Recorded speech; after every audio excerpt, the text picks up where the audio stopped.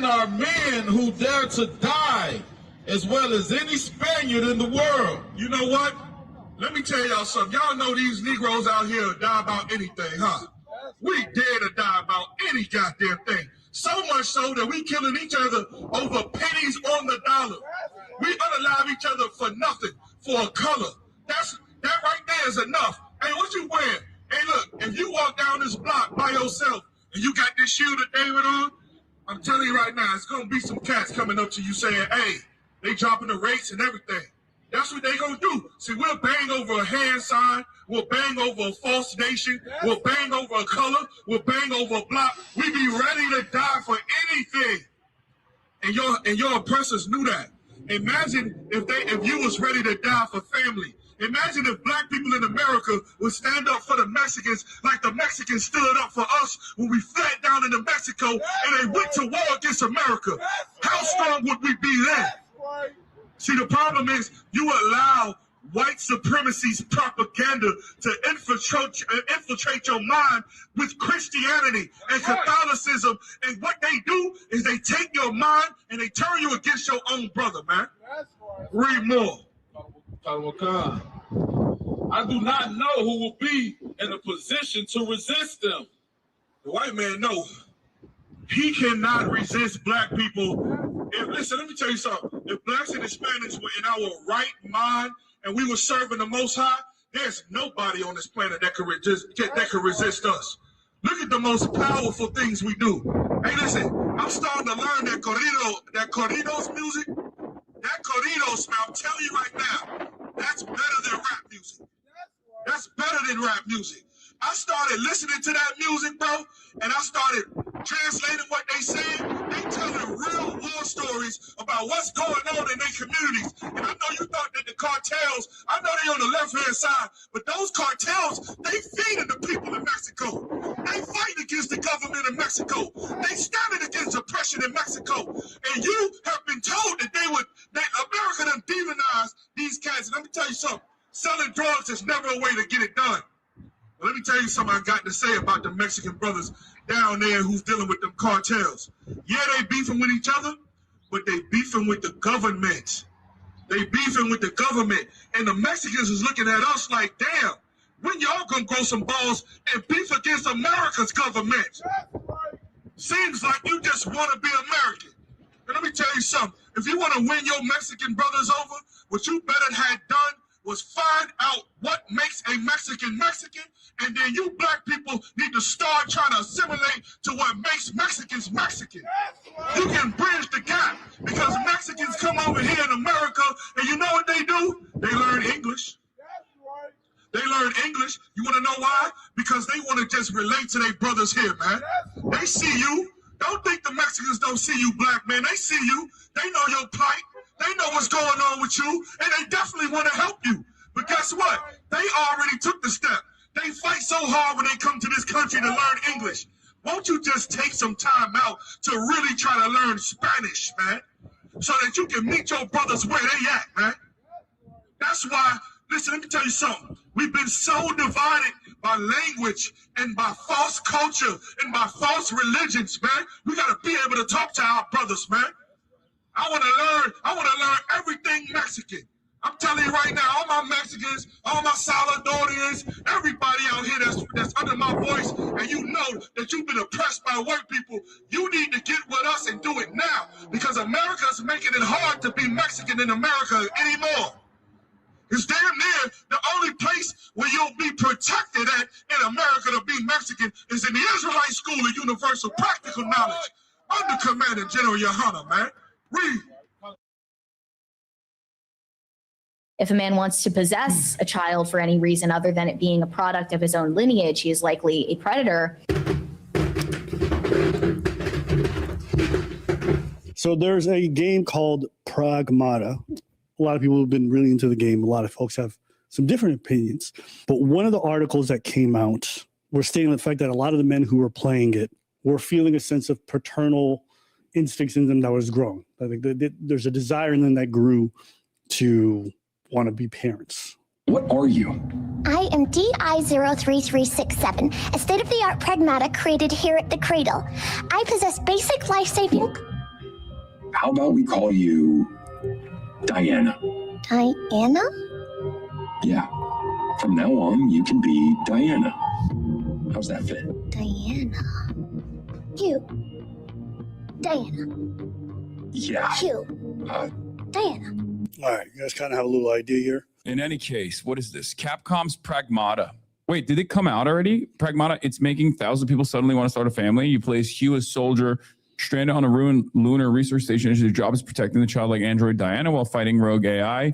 What's really interesting about this is all of these unfuckable losers in the gaming sphere always talk about like starting families and stuff. And I don't understand like why this has become a thing that they care about. Like, if you're a gamer, you should care about things that you actually experience. You should care about things.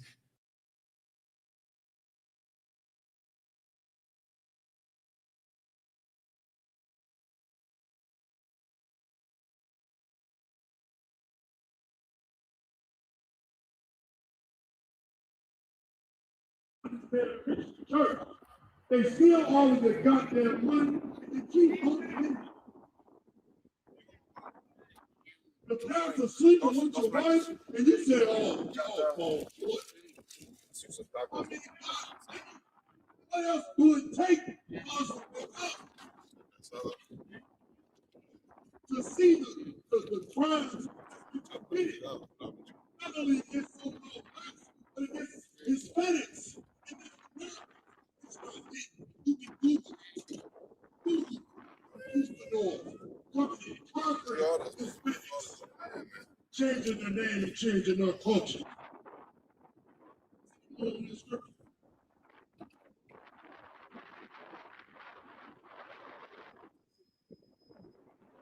not us. Hispanic man, woman, and child, we've been sleeping. And what do I mean by that? As we live in our eyes closed, and we see everything going on. But what I mean by that, you've been following your oppressors. That's what you sleep. It's caused you to be like you sleep. You can't hear, you can't see, you can't understand anything. It's time for us to come out of that slumber and start to understand what's around you. And start to understand what's going on in the lives of your people. Not just your life. I understand you got your life to live. Understand this. Your people have a nation to provide for. Just like the white man, he takes care of America. The Proud Boys, they ran in the Capitol because they want to take care of America. They want to make sure is in America. All right here, you got your water, you got your I think it's the That's time for you to make sure black man good right now.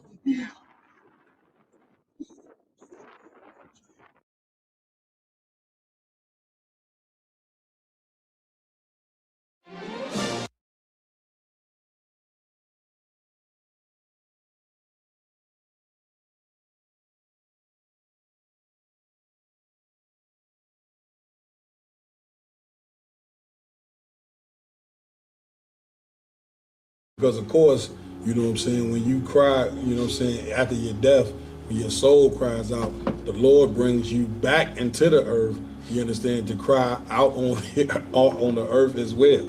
You get my point? This is the reason why you so, brothers and speak so vehemently, you know what I'm saying, about, you know what I'm saying, the things that didn't happen. You speaking about things, brother, that didn't happen years ago as though you were there, right, or if it happened to you. Right. And the thing of it is, it did happen to you. Yeah, right. That's why you get up there, you know what I'm saying, on the podium and speak with so much passion. These cats looking like, man, you wasn't even around it. You get my point? These are people that don't have any understanding about reincarnation. Right.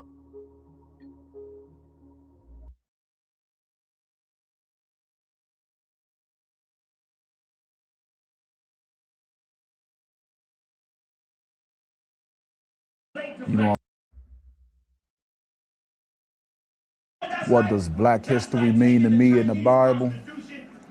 Well, first of all, when I learned that Christ was black, you know what I'm saying, and he was in the Bible, you know what I'm saying, like, you know, coming up, I was a Christian, so I believed that Christ was white. You know what I'm saying? So what Black history to me in the Bible is, it's my culture. You know what I'm saying? And when you read the Bible and see that the Lord chose you, you know, us, Black and brown people, to be his people, it makes you look at life different. You know what I'm saying? It makes you look at what and who you are and what you was put on earth to do. That's the whole reason I'm in the ISUPK right now. You know what I'm saying? Barakatah Yahweh Yahweh. And of course, and if Christ chose me to be his chosen people, then I gotta ask myself a question. Why am I in the world hating my brother? You know what I'm saying? When the scripture says Zephaniah 2:1 say, gather yourselves together. And another thing is, why was I, you know, if you know me and know my personal walk in the world, then I live a whole totally different life than what I'm doing now. So Black history to me is everything. You know, I'm doing what I'm doing now just to show the Lord that, look, I'm sorry for what I did in the past. You know what I'm saying? I repent from that and I don't do that no more. And now I'm just hoping that he look at me in my life and choose to overlook what I've done in the past and say, okay, this brother putting in work and helping to raise up schools and raise up his people. You know what I'm saying? You know, you read the book of the Maccabees brothers, and these brothers refused to sin. You know, they refused to eat that pork. You know what I'm saying? That give you a spirit of warriorship. You know what I'm saying? I always had that spirit, but I was using it towards something else. You know what I'm saying? I was using it against my brothers and my sisters. You know what I'm saying? And you know, you read certain things in the Bible, like when Eleazar, he ran towards an elephant and, you know, killed the elephant, but, you know, had the Persians that was up on top. You know what I'm saying? And he killed himself. You looking like, damn. You know what I'm saying? Like the spirits that the Most High put on us. I could understand how now that when you look at Black and brown people in the world, how they are the way they are, is because they got that spirit of warfare, but they don't have the knowledge of the Lord. So when you take the knowledge of the Lord with that spirit of warfare and you use it towards what you want, towards what the Most High asks you to use it for, then, man, we can be unstoppable. You know what I'm saying? You can see the ISUPK, we growing and growing every day. You know what I'm saying? You see brothers getting raised up to troopers and officers every day. You know, that means the Lord really with this place. You know what I'm saying? Satan tried to destroy this place a couple times. You know what I'm saying? Since 1969, the ISUPK been here, been standing strong under command of General Yohana. And so I'm just happy to be a soldier in the Lord's army. You know what I'm saying? Black history in the Bible is, you know what I'm saying, everything to me, because the Most High could have done away with us and chose not, you know what I'm saying, not to be with us for us sinning. And now that I got a chance to help build the Lord's army and become something and someone and show my kids, you know what I'm saying, teach them something different, man, I can't, you know what I'm saying, I can't ask for nothing more than that. You know, I'd be ungrateful to ask to be something, you know what I'm saying? So I know I ain't got the most money. I ain't in the best position in life right now here in America. But like the scriptures say, even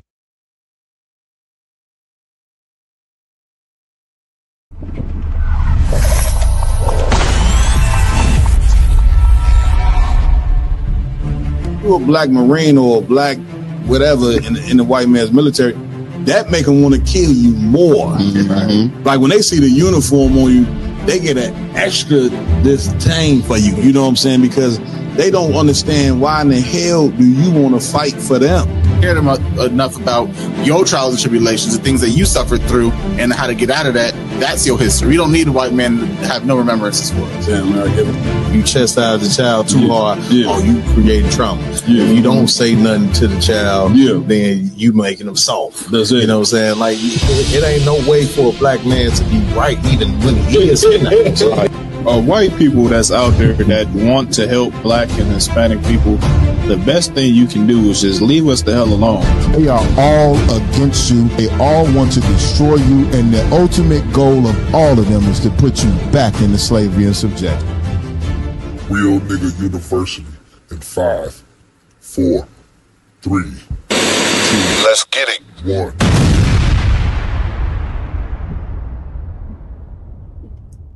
Here we go. We back at it again. Round table crew. Right. We apologize. We started a few minutes later than scheduled. You understand? But we got a real special episode for you tonight. I'm hearing somebody's phone or something. Oh, is that mine? That's showing I'm live. Anyway, back to what I was saying. I knew I was here, so I'm like, what the hell is that? But nevertheless, man, we back at another Roundtable True special episode tonight. We got a real special guest. That's right. Of course, I'm gonna, you know what I'm saying, announce him in the view. But before I get to our special guest, like always, man, we want to give it up to the nigga God, man. God, the blacks, Hispanics, Native American Indians. Got to give it up to the Most High. We also got to give it up to our King, Yahweh Shah Mashiach. That's right. Whom the world annually called Jesus Christ. And of course, we got to give it up to the man with the plan, none other than Commanding General Yohanan. That's right. He's sitting right here with us. We got Commanding General Yohanan live in the studio with us right here on Roundtable Truth Tonight. So y'all know we about to get it in. Like always, I got to give it up to my host that rock it out with me every week. To my right, we got Officer Lamakiala in the building, doing what he do. Also on a consistent basis, man, doing what he do in here every week. We got Officer Yara down in the building. That's right. That being said, we also got a powerful priest in this joint doing what he do with us every week. Officer Iwalum in the building.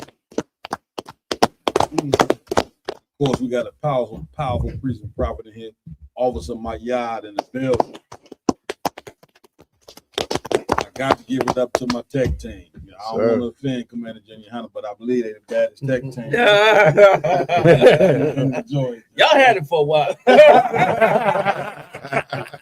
I can feel my right about the phone right now. Then listen, we got Officer Ramawan on the ones and twos. That's right. His right hand man on the joint, Officer Ra'ash Kara. We got a host of other powerful priests and prophets, brothers, you know what I'm saying, and here with us also tonight. Yeah. With that being said, Commander Jenny Hunter, where we at with it, Jenny? What's going on? So man, so much is going on. Trump turned around and said it was end of operations in the Middle East. So it sounds like Iran has got the ball for now. Also, gas prices I heard are $5 in Chicago today. I told you $6.50, right? If it go to $6.50, you know it's on. And something that's also not really mentioned in all of this too much yet is the explosion in food prices. Oh God! Because of the extra fuel, they passing it on to the customers. Right. And now people are like, it was already ridiculous before. Right. Now the prices are going to get even more ridiculous. So society is about to break down, and now righteousness is all that's going to be able to be ruled in among blacks and Latinos and Native Indians. Damn right. White people could give a damn. They with Trump, most of them, and they want to see it happen. The other half of white people, they got a war in their hands because they're going to have to come up against them Republicans, especially if they undermine the vote and let the Republicans take it for another term, or really for after the midterms. Then they're going to have a major problem on their hand because white liberals are just at the edge of breaking. Right. And so they've been talking about a civil war in America, like it was going to be a civil war with us and them. Right. But they better look closer, because it's beginning to look like it's going to be a civil war with Democrats, Republicans, ICE agents, and military soldiers. Man. Come. You know what I'm saying? So busy hating us and wanting us to suffer underneath them and wanting to kill us off in a fit of rage and anger. Right. You know what I mean? For nothing but what they created among us. That's it. And instead, they're going to run into a problem with their own. Damn right. You know what I mean? Instead, they're going to run into the Most High's derision that he's getting ready to put on them. Right. You know what I mean? It's funny you mentioned that, General, about the food prices being high. I was telling the brothers the other day, I went to the grocery store and bought a box of cereal. It was $10. Yeah, kind of You know what I'm saying? The damn box of cereal was $10. That's real talk. You know what I mean? Like, so what you saying is heavy. I mean, these are the signs of the time. Right. You know, man, y'all down. If I could just piggyback on that, my wife was in a store earlier. It's a store by my house called Food for Less. They about to close it. Damn. About to close Food for Less, you know what I'm saying, in a couple of weeks, I guess. And all around us is surrounding grocery stores that's super expensive, you know what I'm saying? Yeah, right. They're going to reopen as food for more.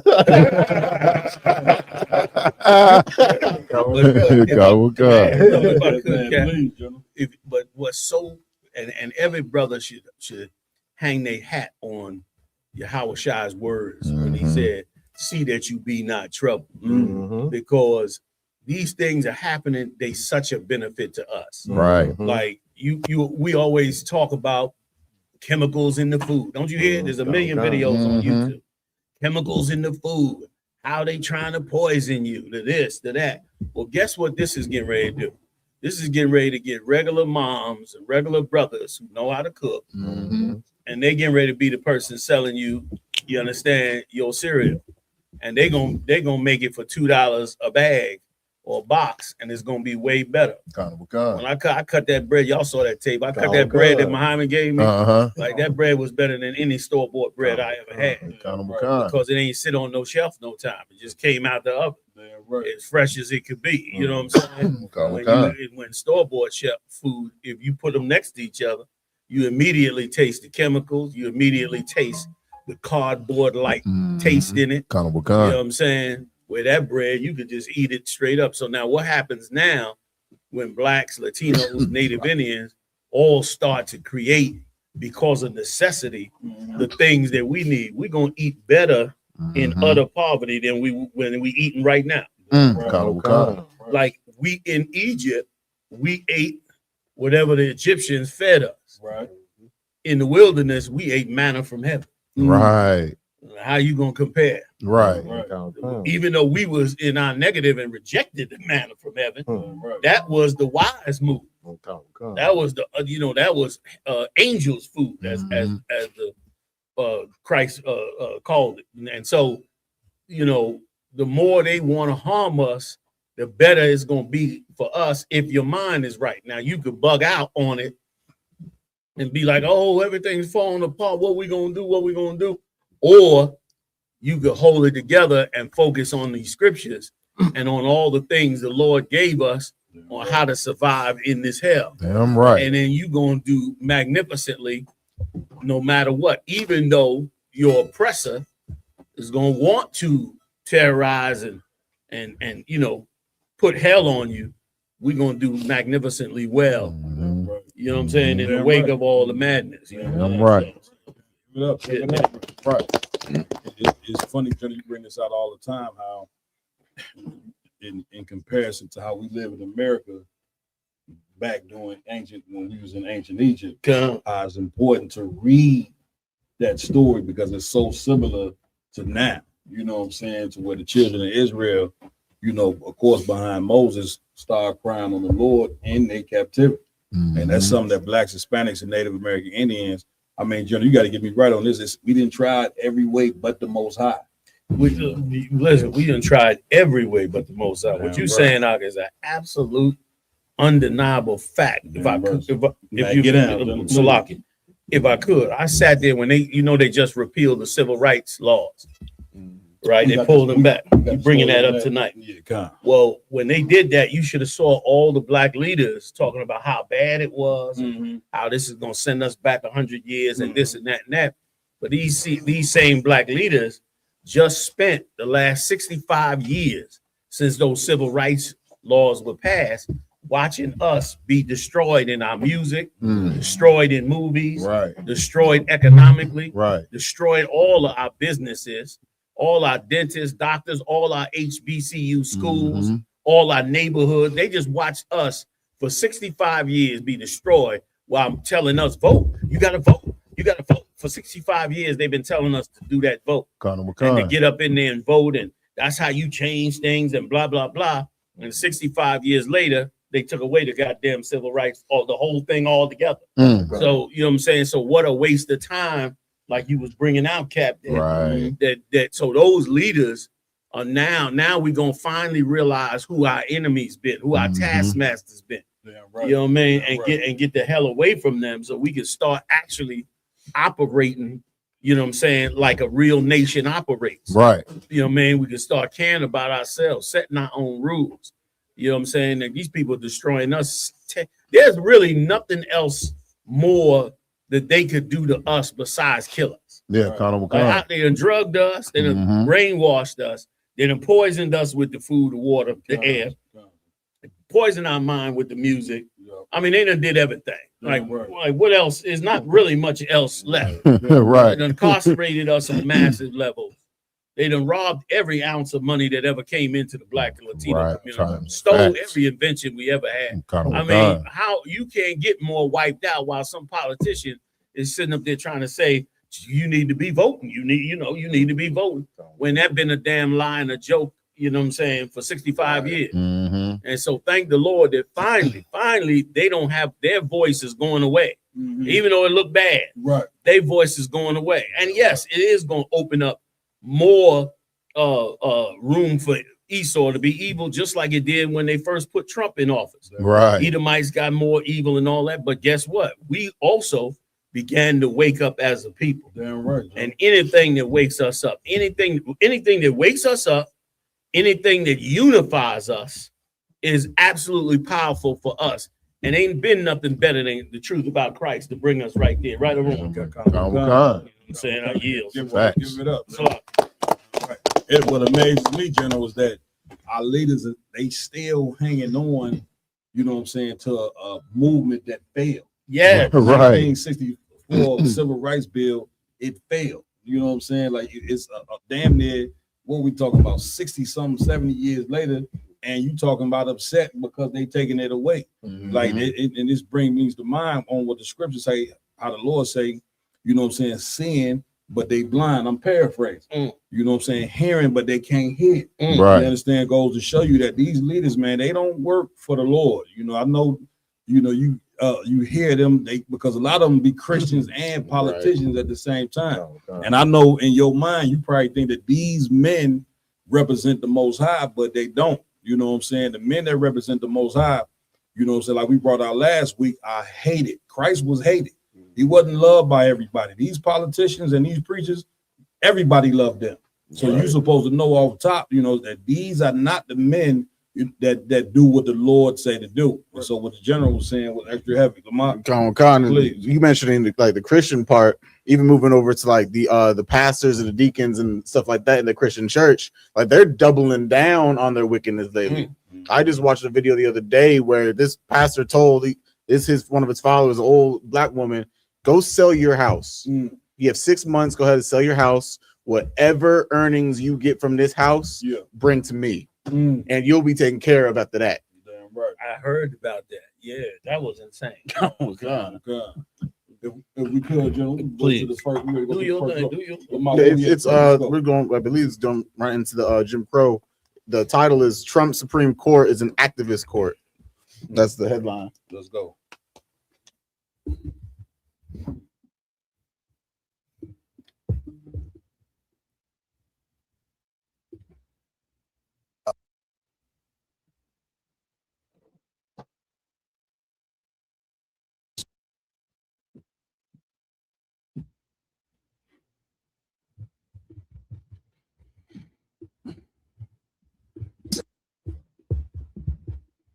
effectively disenfranchise Black voters has always, even during the darkest days of the Jim Crow era, claimed to be race neutral.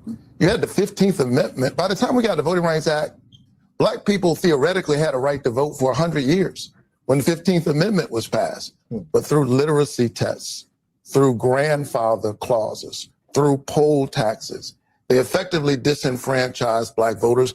This is just the 21st century version. This is Jim Crow in new clothes. This Supreme Court is an activist court. These efforts. And again, Salaki Lamar, if I could, John, please. Like this cat, he just ran through that technically we had the right to vote 100 years before the 1964 rights. But again, you're gonna see in the later videos, he's still ready to beg, the same government that haven't given us rights in the first place. Like he don't even see that us, and it goes against what the Lord said. The scripture said, "Live not a beggar's life."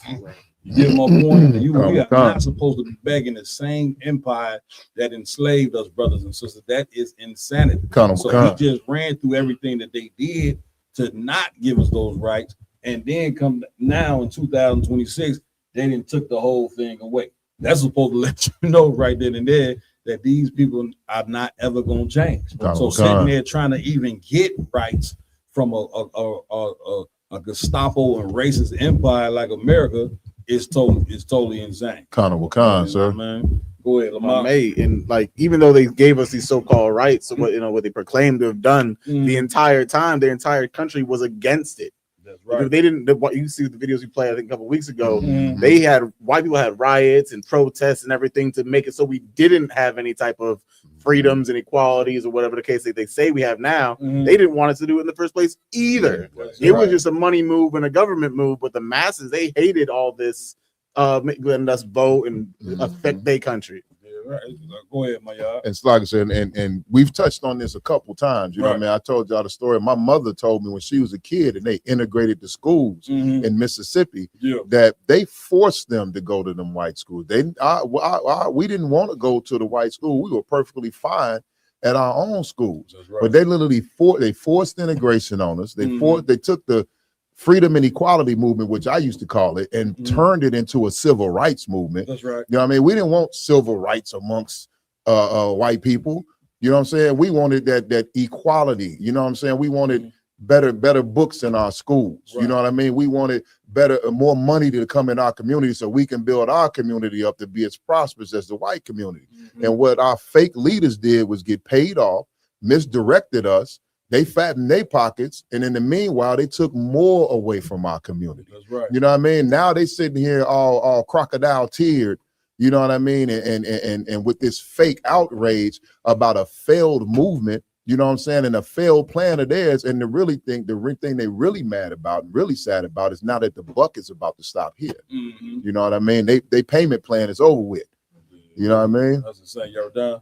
Yeah, I just wanted to ask the gentleman, since we have him here, because I've been hearing a lot about, them using the Civil Rights Act. Of course, we know all the damnable things that happened after the Civil Rights Act, but to change the mindset of the Black community from a community that's going to be built on working hard and building something from the ground to a nation of beggars. You know what I'm saying? Right. What's your thought as far as that part of it for the civil rights movement? As far as when you say as far as that part of it, meaning their view of what the civil rights is, or are you talking about how the effect of the civil rights? The effect, in a sense, like, you know what I'm saying? So, like, we understand, like, just all the damage that it did that is done to us, right?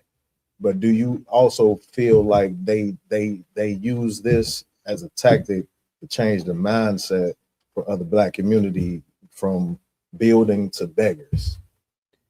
Absolutely. You talking about Esau? Change it. Oh, without a doubt.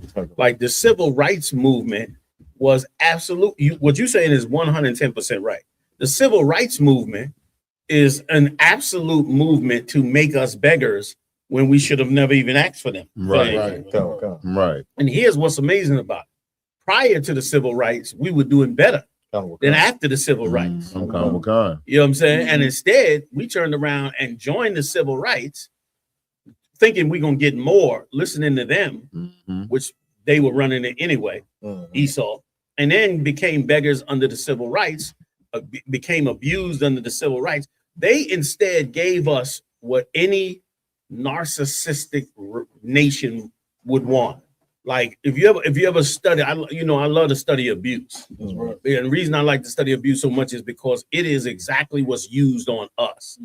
And a person that abuses another person wants that person to worship them, to admire them, to want everything from them. And because of that, they use it to abuse the person, the victim. And so, and this nation is a nation built on abuse. Right. So the whole atmospheric spirit of this place is to abuse you. Right. So there will always be an attempt, like you bringing out, to make us be a people that begs them. A people that says, and that's what all the politicians are for. Therefore, we need to have this. We need to have that. We need to have this when we can have everything that they have if we just go get it ourselves. And you brought out such a heavy point. If I could add to what you asked me, you brought out in the tape how he said that we was free for 100 years before the Civil Rights Act, and then we went and fought to have the Civil Rights Act, and then when we got the Civil Rights Act, which we should have never fought for because we was already free, but when we went now and fought for the Civil Rights Act, then he said they passed laws like, voter registration, to this law, to that law, He mentioned all the laws they came up with to stop us from voting and being an equal vote. Now, after 100 years and the civil rights movement and the laws that happened after that, you think that this cat will finally turn around and say, well, we need to accept the fact that they are going to fight us no matter what for us to help ourselves. So let's stop voting since that's not going to work. And let's now go and help ourselves and don't be beggars no more. Like you think he would say that, but because he's a paid prostitute, he ain't never going to say that. He's going to just continue with the same mantra of, let's keep on begging. Let's and really not even let's keep on begging. He's gonna be on the mantra of this is all the stuff that they did, and it ain't right. And he ain't gonna give us no solution because the only solution is separate from and if I could, once again, go ask any psychiatrist or doctor what is the remedy for a victim that's a victim of abuse. They'll tell you all the same. They'll tell you do not try to change the abuser. Instead, separate from the abuser. And they'll tell you separate from the abuser in the most safe way possible, because the abuser is going to be outraged that you get away from them. Like they want to keep you clutched to abuse you. Even though they act like you're the filthiest, most disgusting thing in the world, but really that abuser does not ever want to lose you because you are able to be there and they're able to abuse you. So they don't want you to get away. So the doctors will tell you, safely and without telling the abuser, get away. That's what, cut them off. And brother, that's what we have to do. I'm right. You know what I'm saying? Like we have to do that. That's so strong, Jonah, because it brings me to mind going back to Egypt and Moses. When we came out of Egypt, they let us go. Pharaoh them let us go. Yes. But then he thought about it like, man, we ain't gonna be able to survive without these guys. You know what I'm saying? We've been eating off of them for 400 years. Who are we now gonna have to be able to abuse? Brother, man, that's a hell of a situation to be in, man. That's the reality that we in, because check it out. Imagine for a moment if Black people and Latino people said, you know what, you just repealed the Civil Rights Act, you locking Mexicans up, you saying that we ain't a part, you know what I'm saying? You know what? we're gonna accept what you said. That's it. And we're gonna make a connection with all our people, and we're gonna start an exodus through Mexico down into Central America. We're gonna make y'all people. We tried, it didn't work.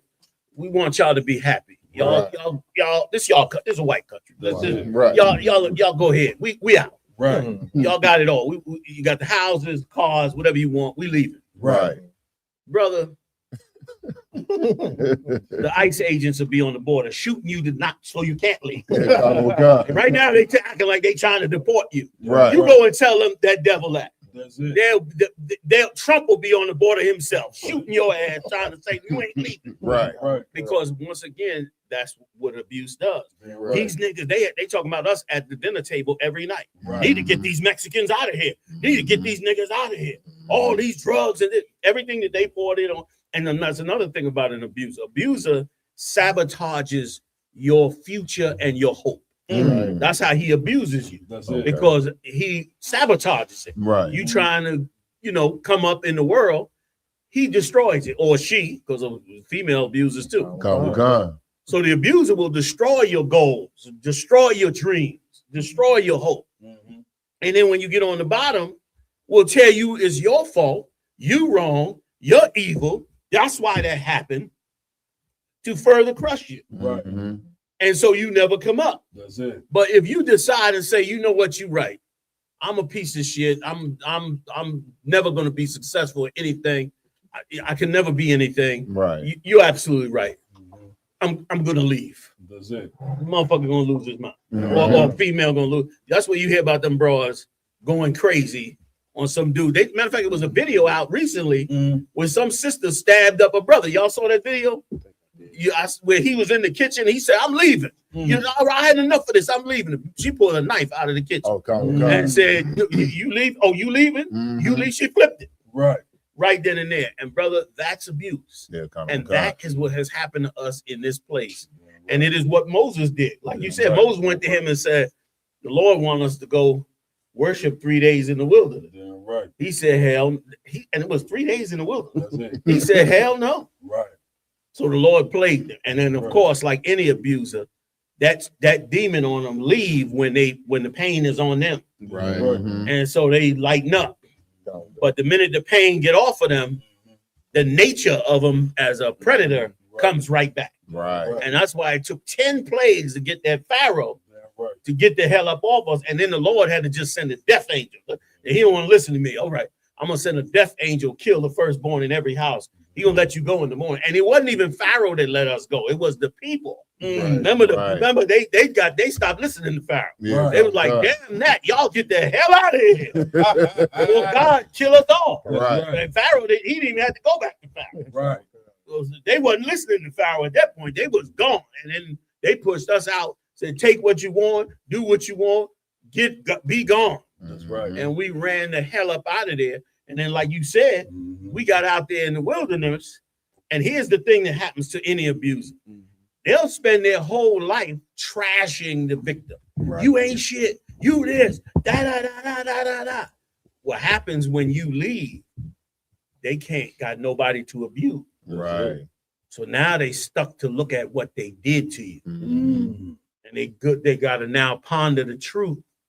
And now that's what messes with their head. Yeah, right. And what'll happen is if the abuser has somebody, a sibling or somebody else around them, they'll try to abuse them. Yeah, right. So what happened to the Egyptians is they start abusing each other. Right. And Pharaoh saw that the kingdom was going south. They fighting each other. There's nobody, they ain't no niggas no more. Right. So they fighting each other. Right. And so then he just said, yo, we gotta go back and get them. Yeah, right. We gotta, if we was to leave up out of this country out, and white America had this country, when they rock and roll and they drugs, they would be fighting the cops, the military, the government. They would be going crazy in America because there'd be no more niggas to hate. No more Latinos to hate. Right. No more Native Indians to hate. Right. We'd be gone. And brother, that's exactly what Moses had to do with them. And it's going to happen again. But the only difference this time is Christ coming to get us this time. Damn right. Oh, we're going to be out there way in a minute. Oh, you know what I'm saying?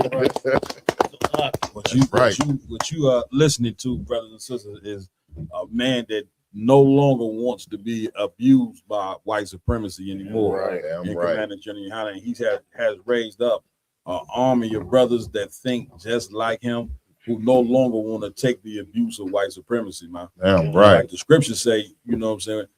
Deuteronomy say, we ain't gonna get out. It's no man shall free by you. Say in Deuteronomy 20:68, meaning this freedom gonna have to come from the Most High. Like now was the time where you really gonna have to go in your closet and search for the Lord like you ain't never did before. Unfortunately, brothers and sisters, the most God is not in that church. He just not. You know what's in there. Satan is in there. That's right. That's why the women is loud mouth and wicked as hell, and you understand, cussing people out, and the men in there is homosexuals because Satan is in that church and the Lord is not in there. Right. Now that you know that and see that, now you got to start looking in other places. Right. We tried it with Islam, Farrakhan, NOY, HOI. They doing the same thing the Christians do. Right. They start worshiping the damn Scientology. You get my point? So if you follow these cats here, it'll make you lose your mind and spiral to basically a sense of hopelessness. It's the state that we in this place. But that ain't the truth. The ISBK under Commander Jenny Hunter, we have the truth, man. I know it's hard to accept. There's a bunch of rough niggas and Hispanics, you know what I'm saying, that you look at us and you think that we ain't got the knowledge, but we got the knowledge, man. Damn right. We are the men that are following the real Christ to get about his head. Now, like Jenny Hunter was saying, we're gonna have to leave the abuser, right? And the way that we leave the abuser before we get up out of America and it be destroyed, the way that we leave the abuser is leaving his ways. That's right. Which we're gonna be going over these stories in here tonight, over the whole situation with Megan Thee Stallion and Clay Thompson and a few other things that we have to spiritually leave this place. You understand? We can no longer be in this place and be some opposite of what the Lord wants us to be. So what does that mean? We got to leave the homosexuality. Right. Our women, they got to leave from being whores. You want to leave. It's healthy for you to not be a whore. We're gonna have to leave from being drug dealers. We're gonna have to leave from being rappers that rap about things that we know are destroying children. Because one thing you exposed me to, General, you said it some time ago, is that I learned in this place is that this place don't give a damn about children. That's right. As a matter of fact, America hates children. You understand? You know that because of how they turn out and the things that they feed. And you know the white man is our enemy. You know he don't give a damn about our children. But we have to give a damn about them. Damn right. So before we get up out of this place physically, we got to leave it spiritually, meaning like the Lord said, we got to leave the ways of this place. We've been walking around thinking like white people for the past 100 years. And white people, like the general just bring, they are narcissists, man.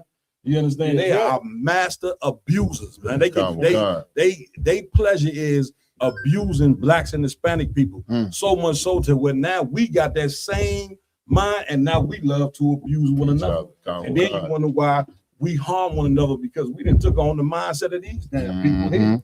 We supposed to have a total opposite mindset.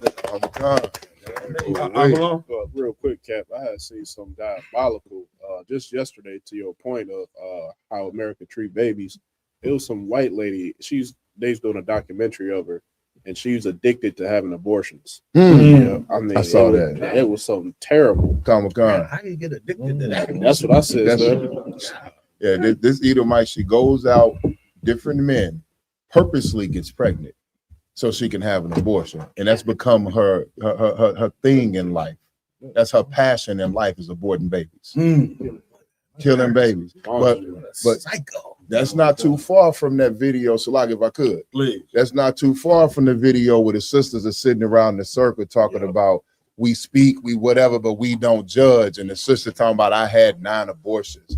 I had 3 abortions this year. I slept with 7 men in the last 2 months. You know what I mean? Like Caps, like you said, Captain, like Commander General said, we putting on the spirit of our oppressors. General Hyman just said the other day about that brother who unalived his entire family. You know what I'm saying? Now we know that white people are family annihilators. Right. Now we done had a brother. All these years we done watched Esau annihilating his family, eliminating his family. Right. Now we got a brother that had turned around and did the same goddamn thing. You know what I'm saying? And despite the stereotypical image of the average black man, we are the most family-oriented people on the face of this planet. You know, I know they say we the deadbeat dads, but I don't know any black man that doesn't want to take care of his family. And to a point a brother made earlier, before the civil rights era, we were the most successful family in the entire country. You know what I mean? Before the civil rights, we were the most successful family in the entire country.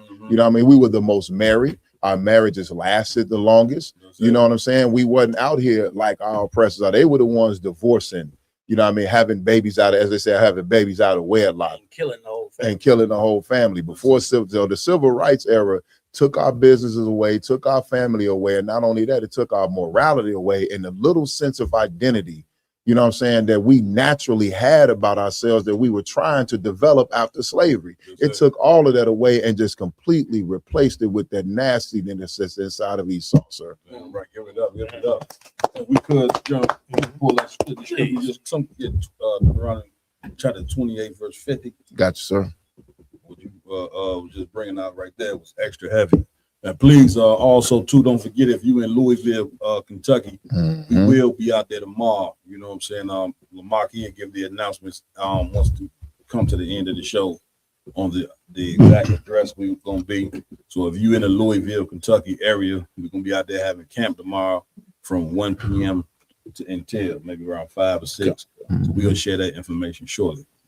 Y'all got the scripture? So you want to start at 48 or just do straight 50?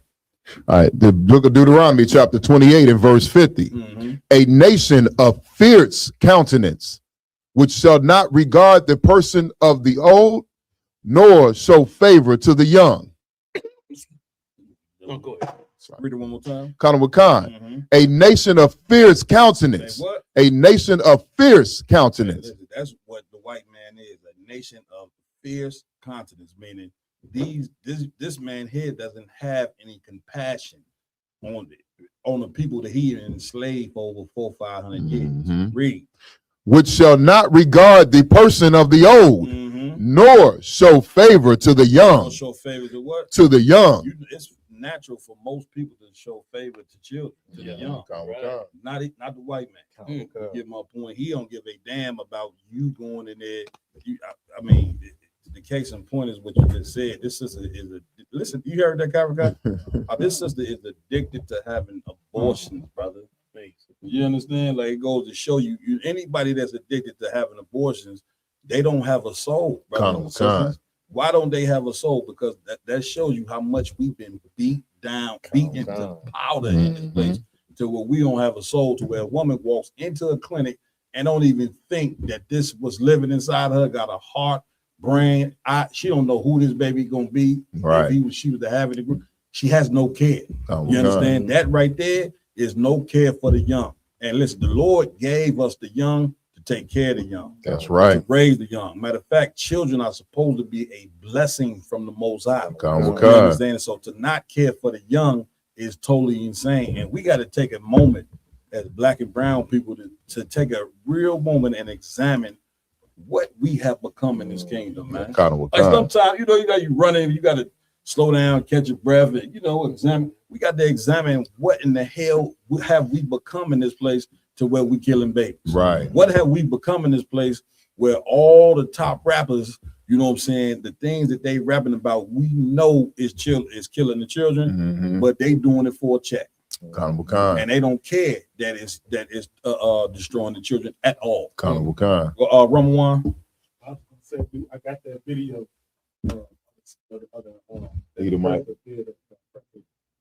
That video about her having an abortion. Okay. So just in case you wanted to play it, It's up to y'all. Y'all want to play it? It's up to y'all. Yeah, we got it in the queue. Go ahead. It's amazing. Just to give a little perspective. Yeah. You know what I'm saying? Like you really gotta hate men. You know what I mean? Like, you had sex with that man and now say, I'm gonna kill his kid. You got to be a psycho. Kind of a You know what I'm saying? This one right here is a serial killer right here. Damn right. Damn right.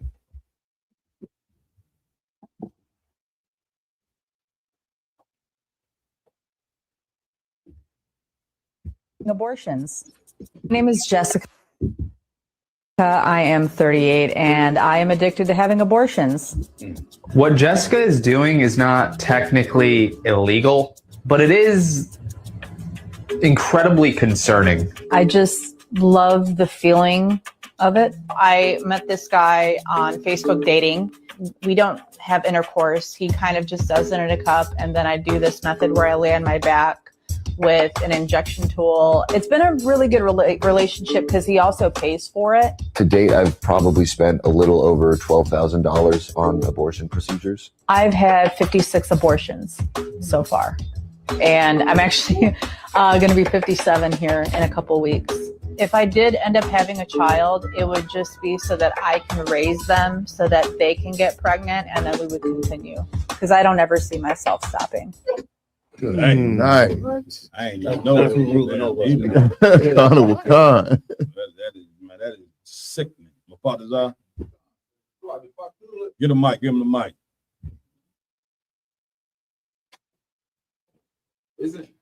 Isn't that like a law, like that, to where you had so many abortions? They let you know, like, look here, we can't do this no more.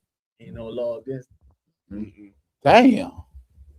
56 abortions? That's insane. Nah. Good night. And what's Good so night. wicked about it is she don't even get pregnant normally. Right. She get pregnant with a tube just to kill the baby. Right. And this dumbass sitting up there, providing her with, he's obviously gay because he done filled the tube up 56 times. Right. You got to be gay as hell. which is once again why you can't be gay. Right. You know what I'm this is ridiculous. Man. Right. And we can't follow them. Go ahead, Slug. If I may, even more devious part about it, he ain't even like getting the skins. He basically doing it in the cup and then paying for the abortion. Right. So he ain't even getting it. He just doing it in the cup and then gonna pay for her abortion just to make her feel good. Like, you gotta be mentally insane to do something like that. You ain't lying. But what we talk about when you're saying that, like, this place doesn't care about children, then she says, if I ever do have a kid, I want it to be a daughter so I can raise her up and we could do it together. That's absolutely insane. Like, she wants a child just to teach him to do that. That's crazy. Yeah. And this is why women choose to follow. Right. Right. As nasty as that. That's crazy. Even no point in what the hell she's doing. Literally. But I guess we're done with this. What we doing next? There was a part 2 to the video. No, you let's get the whole other story. The other one with the MLK joint. Yeah, we meaning skip that. I know The entire thing. Count. To the next joint. We have so video number 4, Raj. This one, the title states, "Black people don't have any power or institutions," by Reverend Albert Cleage. Yeah.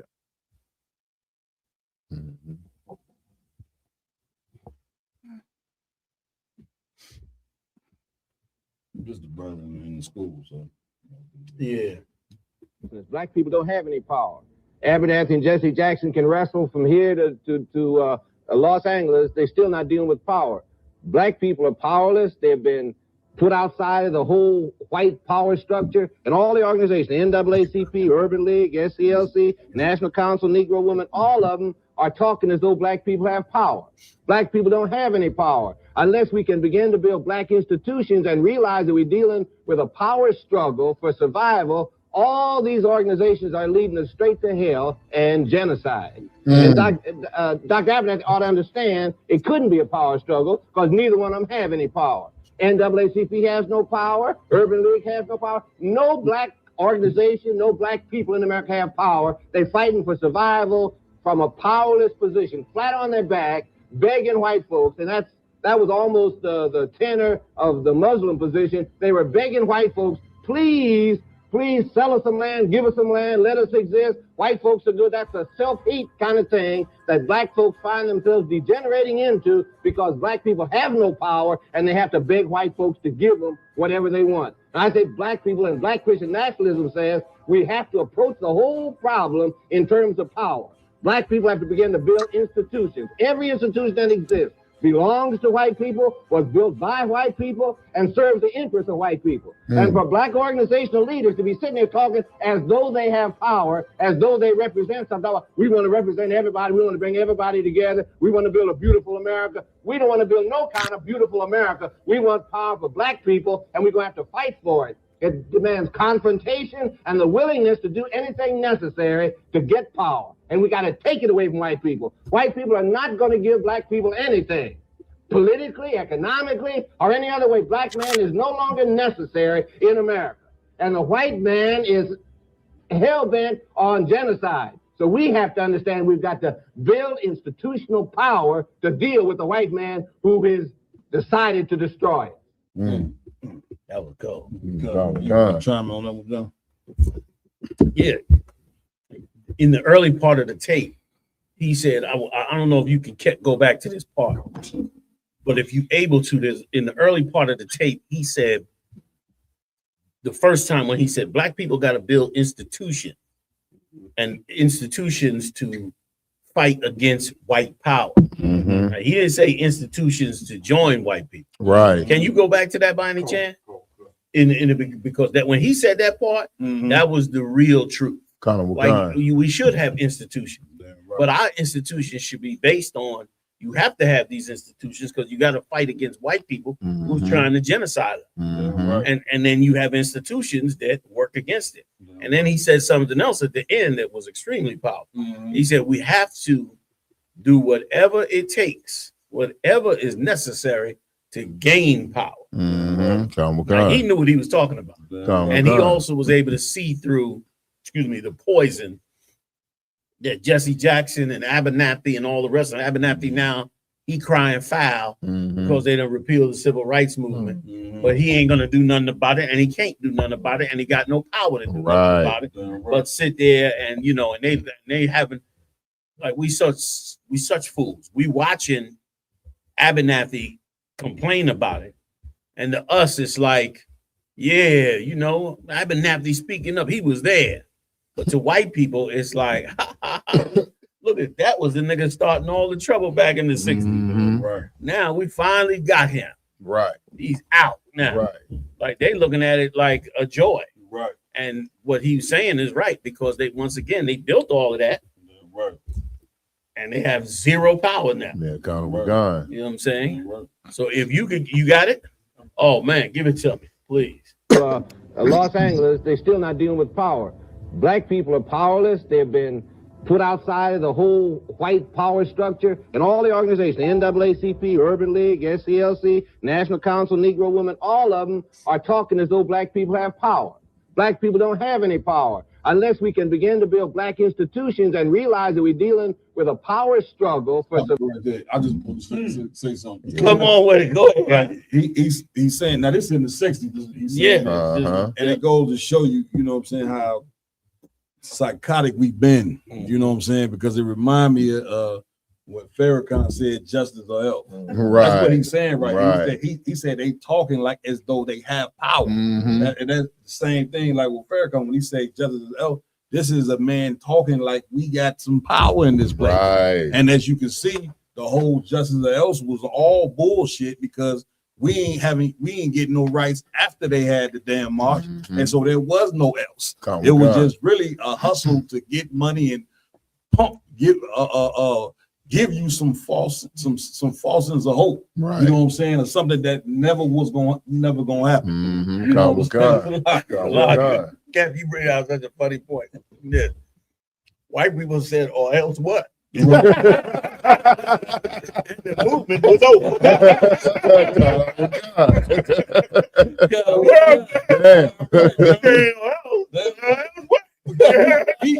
He was saying the same thing. Yeah.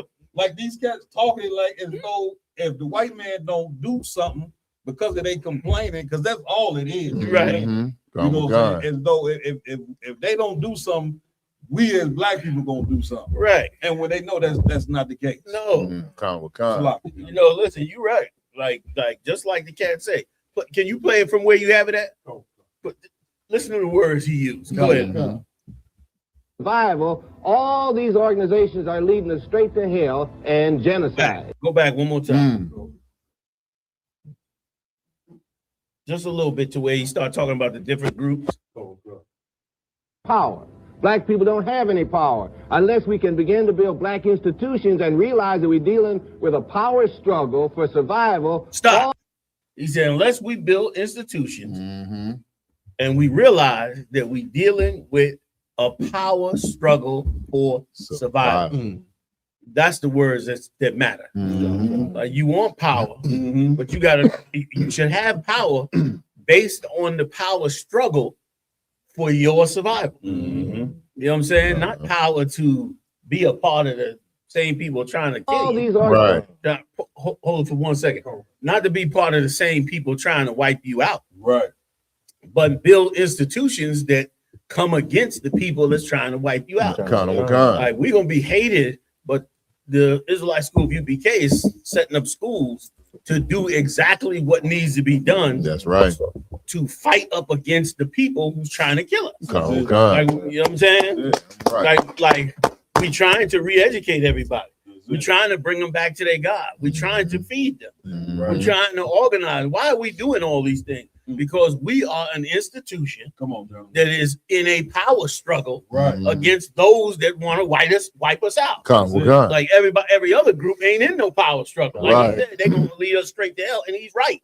Because now Donald Trump's in office, and now they just repealed the civil. Now you think they just repealed those civil rights because it was some, was hurting them economically? It wasn't hurting them economically. No. They repealed those civil rights to abuse us. That's right. You know what I'm saying? So what he said in 65, he said in 65 is happening exactly right now. All those institutions led us to hell. Every last one. And here we are. And listen, that's why you can't tell us to change from trying to serve the Lord. Right. Because even if you don't, we listen, honest truth is, we ignorant black people, Latinos, Native Indians from the hood. What the hell do we know about ruling the world and ruling kingdoms, other than what we read and study? Right. We'd be lucky if we could get a job Ubering and making a few dollars. Right. You got more than a job at Uber than you Nino Brown. Yeah. You know what I'm saying? Right. Like you everything, so to speak. So we're poor farmers. Right. Like in the ancient world, we would be poor farmers. Right. We would be guys that plant potatoes. We don't know how to deal with all this. Right. But what's so beautiful of the Most High is that he gave us so much knowledge in this Bible that even the poor farmer can learn how to be great. Even David can take care of his sheep and become king. Even Christ could be born in a manger with no place to stay and be anointed king and heal the dead. Right. Like that's what the Lord gave us.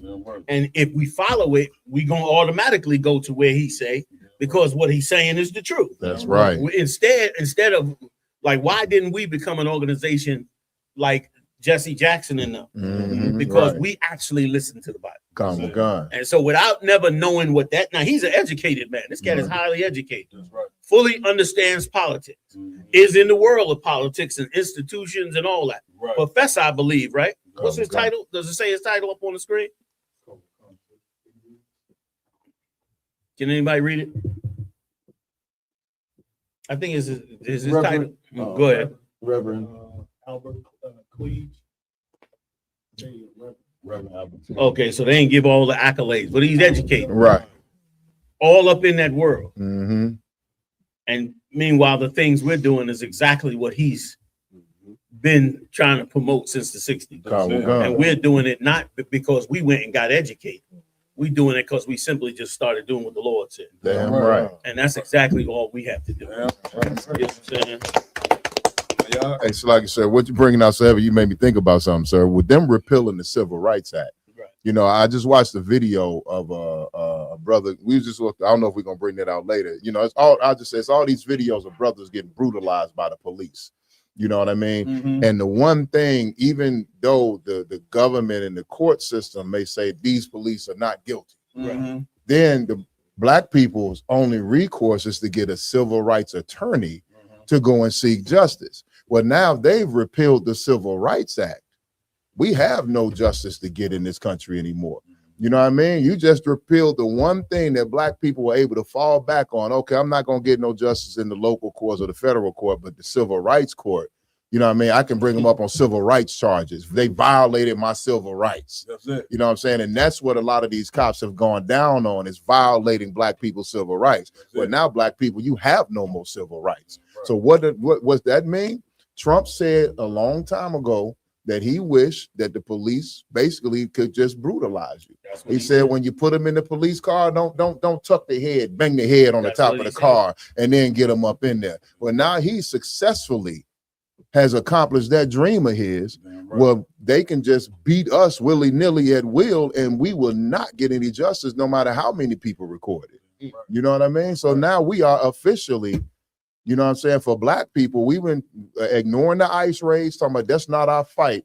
And the ISUPK has been warning our brothers and sisters that that's more than just our fight. We need to help our brothers and sisters, because now what Trump has done has made it forget ICE.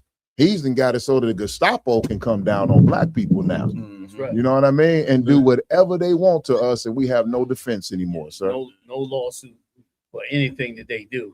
And then the minute some black person can't take it no more and flips on them and does some harm to them, then it'll be, see, these black people, see, which is what abusers do all the time. People abusing you on your job and stuff, they wait to find something that you did that's small that they created so that you could go off, so they can say, see, you know what I mean? You don't know how to act, see? The whole angry black man theory, when they create the atmosphere for that black man to be angry in the first damn place.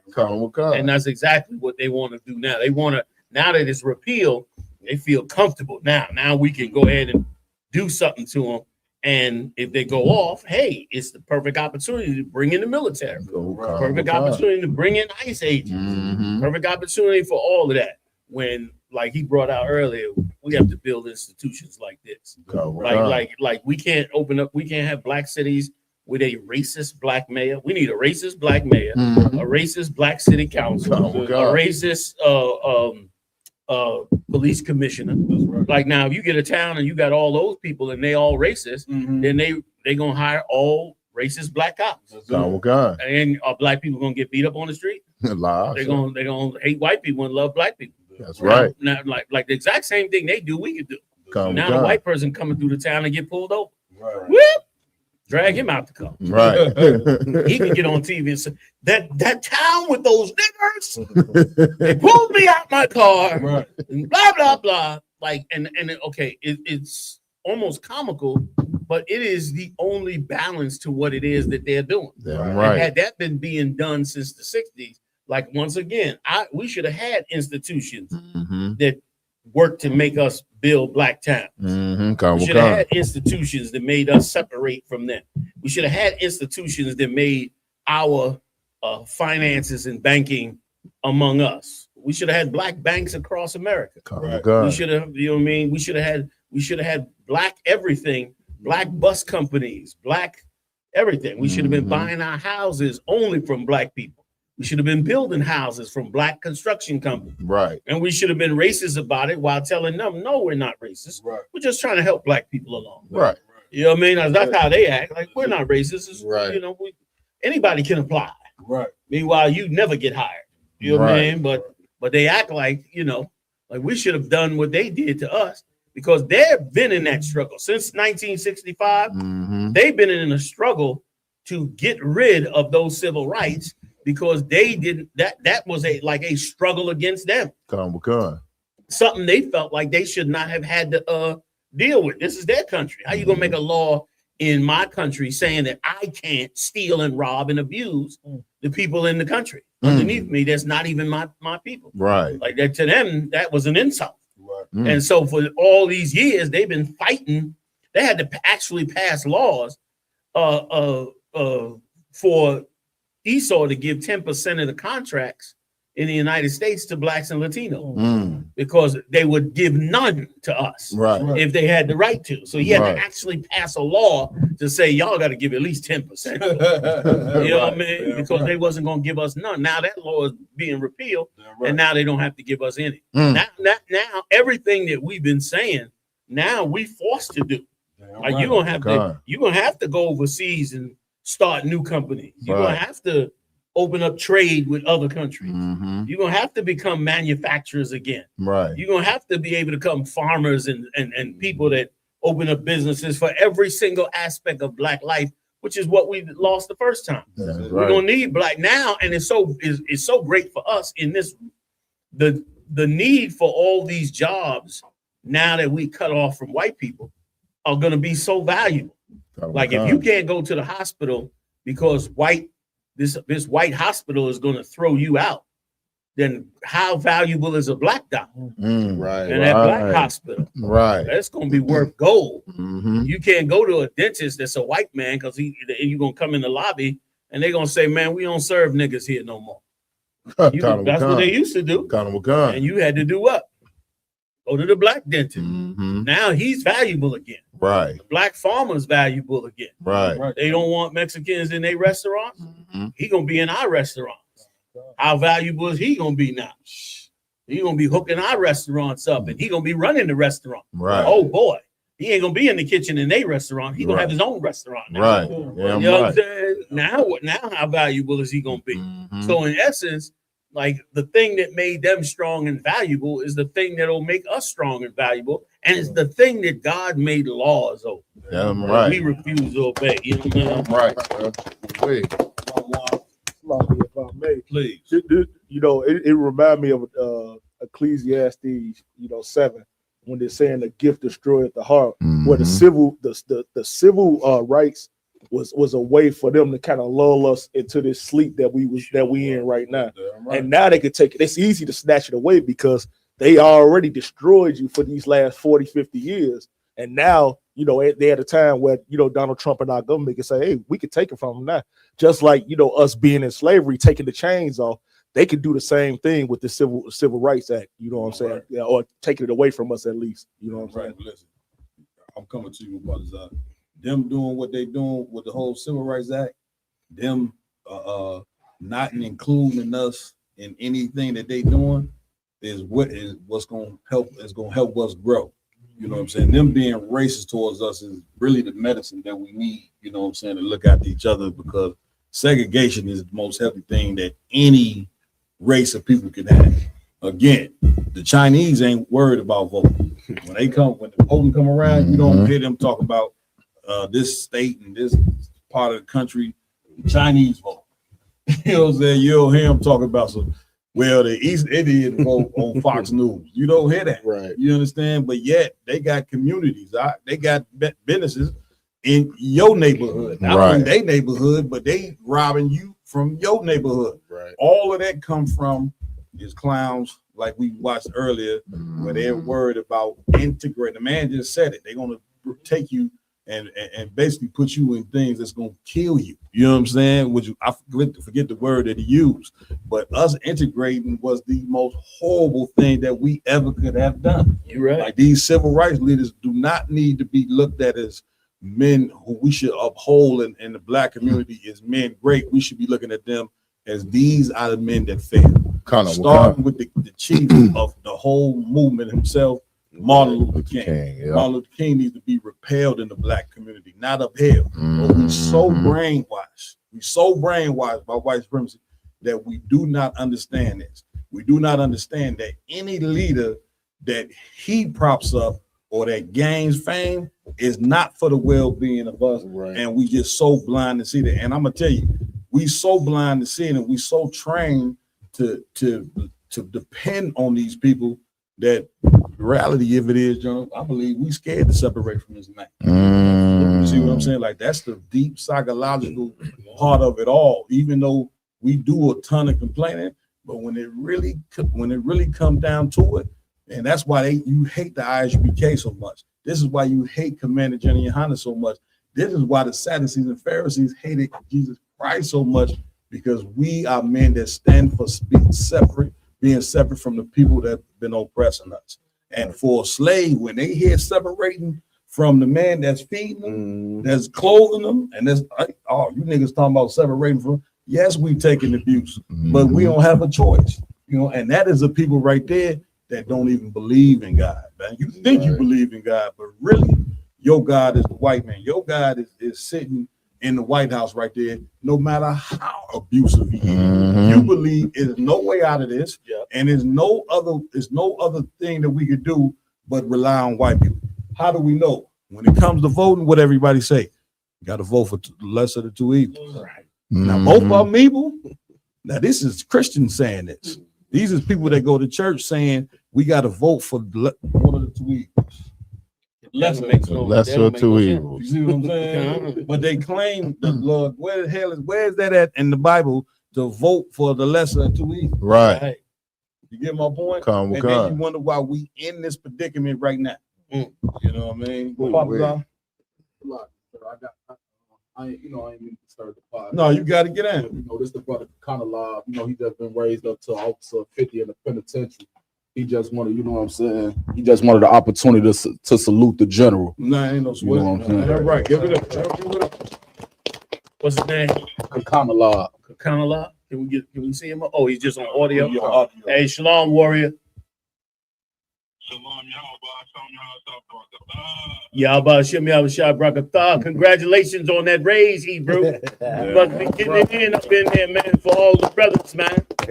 Yeah, they taking care of you, man. Big shout out to Zakar and his whole team. They taking care of you up in there. Most High in Christ. Most High in Christ, warrior. I'm right. It sound good. Sound good. Damn right. Damn right. Good to hear from you, y'all.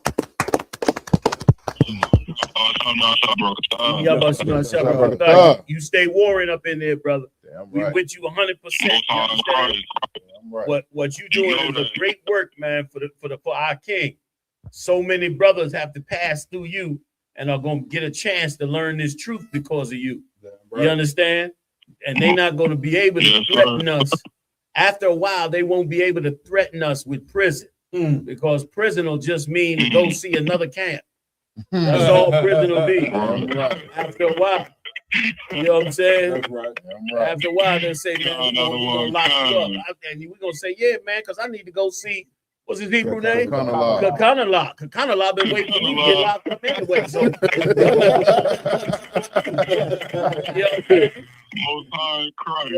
y'all lock me up, man, make sure y'all let me take that box of t-shirts, man. Brothers over there waiting for those. I don't mind shipping to them, but I'm not just walking in now. It's gonna be like that after a while, you know what I'm saying? Yeah, right.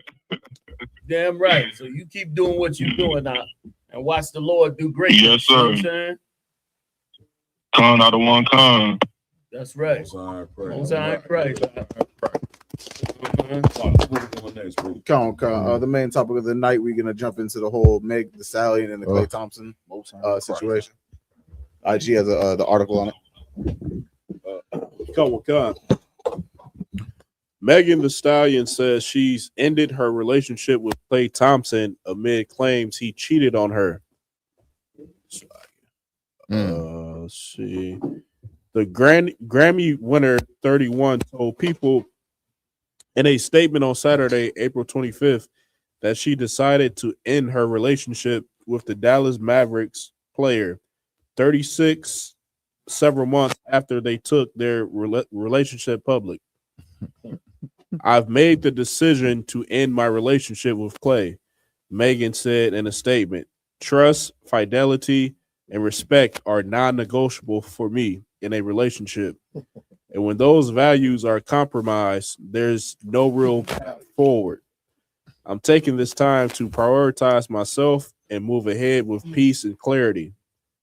Her statement comes after she shared a pointed post on her Instagram stories early in the day, appearing to accuse Thompson of cheating on her and claiming that she needed a break after dealing with him.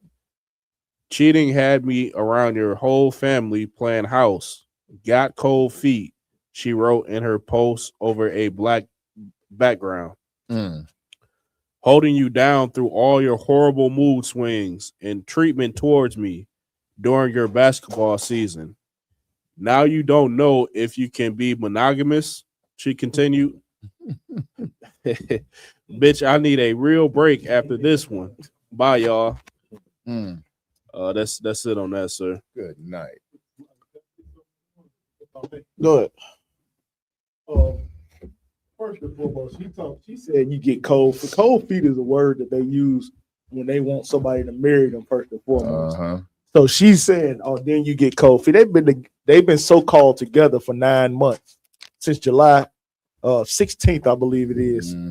July 16th of 2025, and she's talking about cold feet, knowing that she's looked at as one of the most whorish artists in the whole industry. Damn right. Like it takes, you know how long it takes for you to wipe that that whorish look off your face. Like for you to think that he was gonna marry you just because you held him down for 9 months. It's women that's holding men down for 10 years waiting to get married or so-called, worldly married or whatever the case may be. They ain't actually 700,000. Right, kind of a car. A month. 70,000. 700. 700,000 a month. That's crazy. To support her lifestyle, her upkeep. When she got money. Right. Allegedly. Right. I just want to bring out one point. Please. When it was announced that Megan Thee Stallion and Clay Thompson got together, it was said right here on the round table of truth, right here on the round table of truth, that their relationship was doomed from the start and would not last. And it didn't even make it a goddamn year, Cap. They ain't making it yet. It didn't even make it a year, Cap. 9 months ago. Almost. Give him a hand for almost. You know, that counted horseshoes and hand grenades. You know what I'm saying? Right. Go ahead. I was gonna say one thing. Cap, okay, this broad is so delusional. Yeah. I want to say maybe 3 days before they broke up. Yeah. I seen her on TV with, I'm not exaggerating, her nipples out. Clear as day. That's it. She had a see-through top and you can see everything. Yeah. And she talking about trust and fidelity and all this other stuff. That's it. When you just an obvious whore. That's it. And you want a man to be faithful to that? Right. Right. Then she has the audacity to talk about her values. That was the craziest part. She talked about her values and stuff like that. She doesn't obviously value anything when you look at the conduct of her character. You know, how she act. This is like, look what happened. The whole situation with Tory Lanez back in the day, where she got caught lying on the brother. Like her values, she doesn't have values. That's why the relationship she's always been in failed, because she's not the type that you're gonna ever change and believe she's a housewife. Right. Like my yard said, anybody that thought, Megan Thee Stallion and Clay Thompson, you know what I'm saying? And when you first seen them get together 9 months ago, if you in your mind thought that they was gonna ride off into the sunset, have a happily ever after marriage and have 10 kids, then you're not a good observer of people. Right. You get my point. Now again, a lot of people been coming down on the sister about the whole breakup, and some people have taken her side, you know what I'm saying, Right. and agreed with her and believe that she deserves some sympathy, you know what I'm saying, which at the end of the day, we all have to be accountable for the things that we do. Clay Thompson and her. But the issue and the bigger problem of it all is that when you look at a Megan Thee Stallion, she is a product of white supremacy. Damn right. That's what she is. Yeah. Damn right. We can get on her day and night, which I ain't telling nobody not to get on her or whatever, but we got to go to the foundation of why she is the way that she is. Right. And we went over this. I think we've been going over how wicked the rap industry is right here on the round table for the past couple of shows. I'm trying. A lot of cats who run the industry told rappers to rap about this. Right. Like this sister here is a product of these racist white record exec and producers pushing this nonsense on our people. You understand? And using her to now just imagine the next artist that come after Megan Thee Stallion. I mean, you know, we got some lyrics in here that we gonna pull of what the sister was saying in the lyrics that I don't even know if we can even say it on the air because it is totally diabolical. Damn right. But then we ain't just stop with her. We went and got some male rappers because what you brothers don't understand is that you got a part to play in this as well. Like if you've been rapping about our own daughters being whores and our own sisters being whores, then they just gonna become what you want them to be. Right. And so now you look up, you got Megan Thee Stallion, you got Sexy Red, and Sexy Red, she's so gone. She naming her lipstick or whatever, what is it called? Her lip gloss. Lip gloss after sexually transmitted disease. Oh yeah, Come on, man. Gonorrhea. Come on, man. Yellow discharge. Yellow discharge. Chlamydia. Chlamydia. You understand? And Damn, this is lipstick. This is the lip gloss, basically lip gloss. Yeah. She's naming her. Who's doing this? Sexy Red. Right. And so this is where we at. But again, if you had rappers that basically sold their soul and said we're gonna rap about, you know, so our daughters being whores and turning them to whores, then this is what they are. And remember, you go back, Lil' Kim, Foxy Brown, you know, it wasn't they got rid of the Queen Latifah. You see what I'm saying? And the MC Lights, sisters who kept on their clothes and it had a little dignity when they rap. They got rid of them, you know, because the white man don't want you to have any dignity. So one of the ways that he controls you, the church, you start there. Then the music industry. If it ain't the music industry, TV. A lot of the images you see on TV, you sitting there and don't realize you being programmed to gang bang. You being programmed to be a whore. That's why the Lord said he the prince of the air.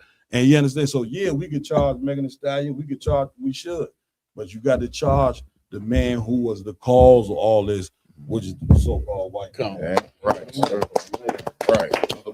And add up on that, like there's things already happening in the world, especially to like the black women now after the Meg Thee Stallion incident.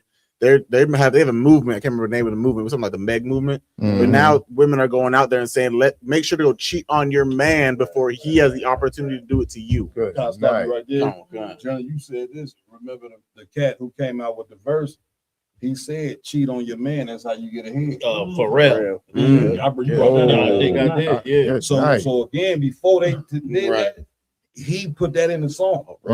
Now, in order for him to put that in the song, these white record execs have to give the pass to show you how to about it. There's no music that's making it to the radio or that's making it to the ears of our children unless the white people who run this music allow. That's right. So if you rapping about something positive, nah.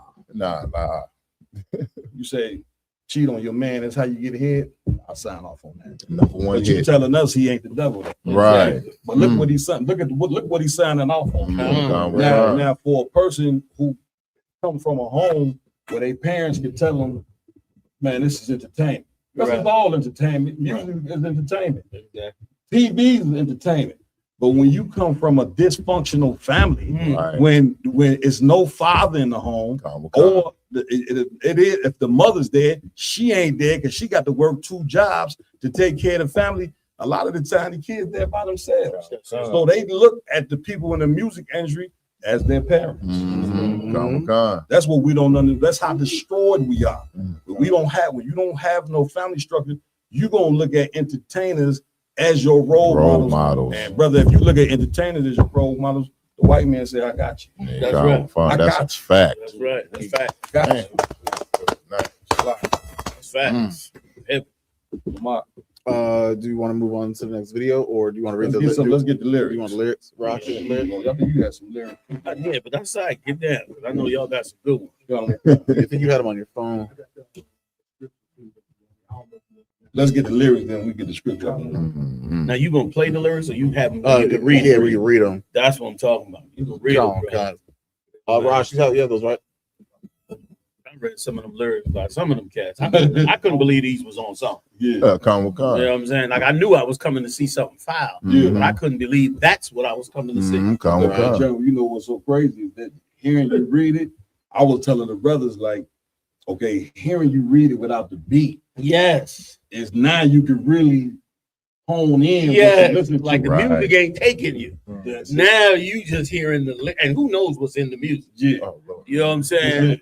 So just hearing the lyrics, you so right, Cat. It's like now your conscious mind is working. That's which mean you like, whoa. Yeah. Now your defenses is up. That's it. You know what I'm saying? Like almost like the flute. Like Exactly. The flute, and they, you know what I'm saying? They got the snake, and he, you know, that this is snake what they're charmer. doing with you with the music. You know what I'm saying? The music is what's brainwashing you. Exactly. Exactly.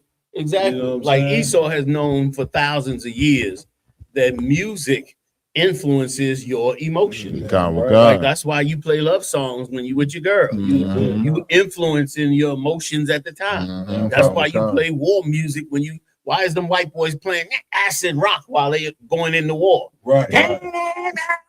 Because they trying to put their mindset in a mindset of war. Right. So whatever mindset you want to get in, there's music to it. Guess what? If the slave master is giving us music to put you in the mindset of a whore, right? Then that's what you're gonna get into that mindset. So like you saying, it will influence you, but when you take the music away now, so now you just looking at it like you would any textbook, any written material. Right. You ain't being influenced by it. Then that's when your defenses is all the way up. Right. And you looking at some evil shit now. You know what I'm saying? Reading he put one of the articles up, not articles, but the verses up. So I believe this is Young Dolph's music. It goes, I love all my hoes, and all my hoes love. Read it slow. It says, I love all my hoes, and all my hoes love Dolph. I F them extra good. That's why they love my dirty drop. She never seen nothing like me. She say that I'm the best. Pop a bottle, made a toast right after we had sex. I call her Trina, because Lil Mama got that slip and slide box so good. She left the, I can say nigga? Yeah. Bet. She left the nigga hypnotized. She know that I'm telling the truth when she look in my eyes. I said, I love you, boo. She said, nigga, stop lying. She want that watch. All I know is guap time. All I keep her with is money. Nigga got time, respected everywhere I go. Like a stop sign, the briefcase, all crispy hundreds when I cop mine. I don't know if I want it. That's Wrong one. This just proves the point. You know, of course, what Commander Junior Hunter was talking about in his class yesterday. I mean, in the Black Watch yesterday, as well as what we talking about today. This whoredom, first, it got two parts to it. It's got the part of men wanting whores, but it's also now it's making whoredom a profitable thing, because you even see it in his. He's saying, "Hey, I got a bag. That's it. So if you a whore, I got a bag to pay for the whore." You know what I'm saying? Now every black woman want to be a whore because she knows she could attract a man with a bag. You know what I'm saying? So that's what these lyrics was. What you saying so heavy? That's what make a Megan Thee Stallion believe that she can request 700 G's from a man for a month. Right. For a month. Right. For what I would like to know, what is it about you? You know what I'm saying? That I got to give you 700 grand in a month. You know what I'm saying? Go ahead, John. I was just gonna say, and it shows you how this music is so motivational that she believes she can get 700,000 from because she's motivated by all the lyrics that tell her if she holds enough that she can request that 700 and get that 700 because of it. I got another one if y'all want me to read it. Oh, please do, sir. You know what I'm saying? I ain't want to, you know what I'm saying? You got a banger. But Lord have mercy. All right. This song is by Future, Kendrick Lamar, Metro Boomin. Oh, yeah. It says, got a fire in my joint, up on this bitch. Young Metro. 3 times yeah. Sticking to the code. All these hoes for the streets. I put it in her nose. It's gonna make her pussy leak. Pussy niggas told ain't gonna wake up out they sleep. You can't hear that switch, but you can hear them niggas scream. All my hoes do shrooms. Nigga, all my hoes do coke. 20-carat ring. I put my fingers down her throat. Damn. If I lose a carat, she might choke. Hold up. If I lose a carat, she might choke. I know she's gonna swallow. She's a goat. Yeah, you read this shit without them songs, without the music, you be shocked. Free band nigga. Bring the racks in. Got the shooters in the corner like the pack in. She think cause she's an exotic bitch, she attractive. That's that shit'll get you put up out the section. Hold on. And the motto's still the same. Ball like I won a championship game. You know these hoes hungry. They gonna fuck for a name. Excuse me, can I use that? Salah. You know these, okay, I put her on the gang. She get fucked for a chain. Got your girl in this bitch. She twirling on the dick. He was once a thug. He was he, and this keeps you in the game. By saying this, it's like if you was a drug dealer, you feel like a chump, right? Because you got out of it, right? That's what he's trying to say. That's it. I got syrup in this bitch. Turn her up in this bitch. He was once a thug. He was, and it's about.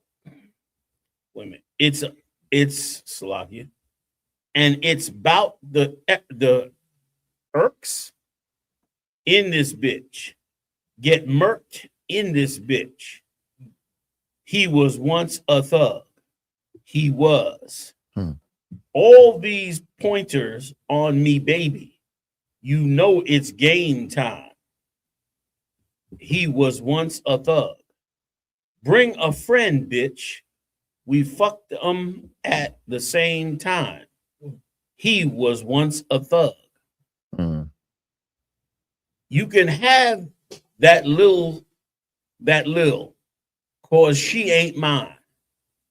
He was once a thug. Young dope dealer selling dope. Is you like that? If you like that, kicking indoors, is you like that? Young throwed nigga selling lows, is you like that? All 24, you on the go, is you like that? If you like that, niggas from the bottom really like that. If you like that, he was once a thug. He was. Stepping in Balenciagas.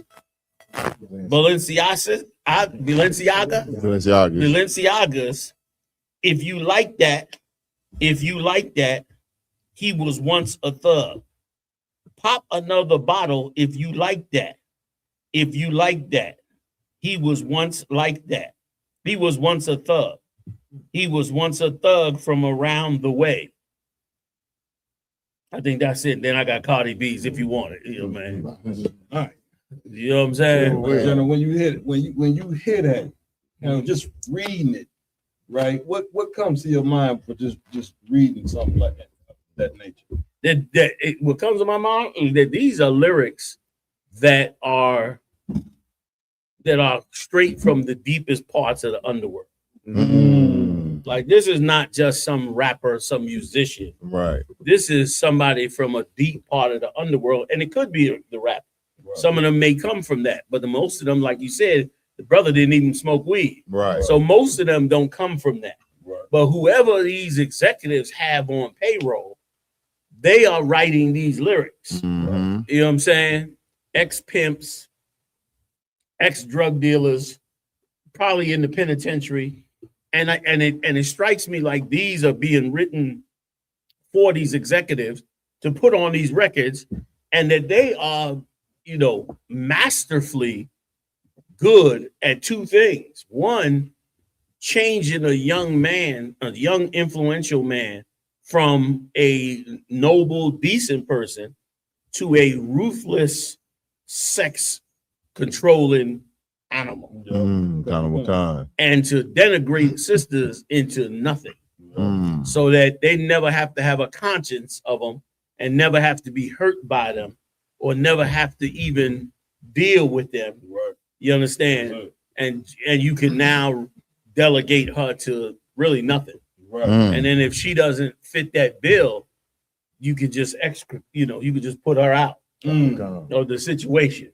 That's what it strikes me at. Right. Like that's the root of what I'm reading. I'm reading a 1960s book on toast. I don't know if y'all familiar with what toast are, but back in the 60s, when the drugs came in heavy into the black community, you had a lot of these books came out that were written mostly by pimps, drug dealers, and all that, because back then, of course, you couldn't put it in the music. Right. And so they would write them in these books, and they would call them toast, like you toast somebody. And so that's what a lot of these lyrics was. They would talk about their lives and what they went through and how they dealt with women and what went on. You could probably find, like Donald Goins and stuff like that. I don't know the names of them, but it could be Iceberg Slim. He's one of them. Many of them put books out like that with their experiences in those books. Yeah, kind of. You know what I mean? Which again was the so-called small hats. You know what I'm saying? Using that work as a means to make money through books. And all they did now was take that same work and now transfer it to the record label. And now instead of just putting them in books, now they're coming out in records. Right. And probably in tons of movies we're not even aware of yet. They just sliding it all into these B movies that you seeing on Pluto TV and Tubi and these different off-brand cable channels. They probably flooding them unbeknownst to us yet that they doing the same. And so it's obviously a full campaign to demoralize us. Demoralize us so that we never help ourselves, never come together, we don't have nothing to build on. Right. No mention of kids and children and families. It's like the family structure have become an evil thing. Have become a waste of time when every last one of them and every last one of the people that listen to it are going to be destroyed at a certain point. Once they hit a certain age, they're gonna go through the hell and regret of never having done that. Right. And the pain. Now they might hide it, but that is what's against your nature. Like what what we being taught now is totally against your nature to do. And this is what they're pushing on us, and it's extremely evil. And I don't see it, like, if I could, a real last point, I don't see it as nothing else but straight propaganda on how you would destroy somebody. This is no different than what the Viet Congs did to the American soldiers in the Vietnam War. The Viet Cong set up radio station, and they would get on the radio and they would talk to the U.S. soldiers, and say, "This is not your war. What's up with you? You a black man. Where your family at? You should be home. You should that." And they were propagandizing black soldiers so that they would change their heart to be home, to be with families, to have their integrity. The same thing that they was taught not to have. The Viet Congs were trying to convince them to go back home and do that. And that's exactly what they did in reverse. Like the brother brought out, just to back up real quick to what we were saying earlier. Once again, where is the black institution that is fighting this kind of music from getting on the streets? Where is the lawsuits, the shutting down of radio stations, Where is the protest? Where is the organized, serious organization that's serious about ending this kind of music in our community? Right. It don't exist because these fools ain't struggling for that. They struggling to integrate us under the idea that everybody's free to do what they want, but you shouldn't be free to propagandize us into our own destruction for decades. Right. This music been around for decades. Rap started in the late 70s. We here in 2026. We're talking 50 years of pumping in propaganda into our neighborhood with no end. And so it's not music, it's a program. Right. So that's it.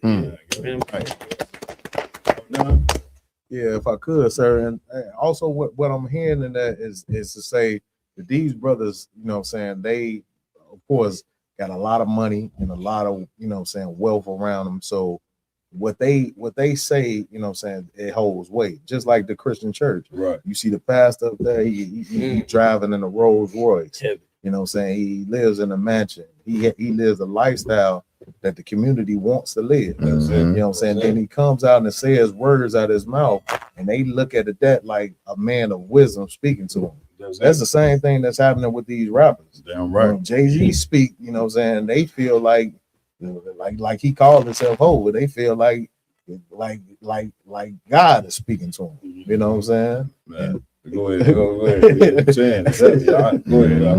No, that's really my point was to say, like, it is, of course we understand how wicked it is, these lyrics that they have, but we got to understand how these lyrics is penetrating the mind of our youth and really everybody in our community. Right. You know what I'm saying? Because these coming from so-called prominent men that have success and wealth and all these things.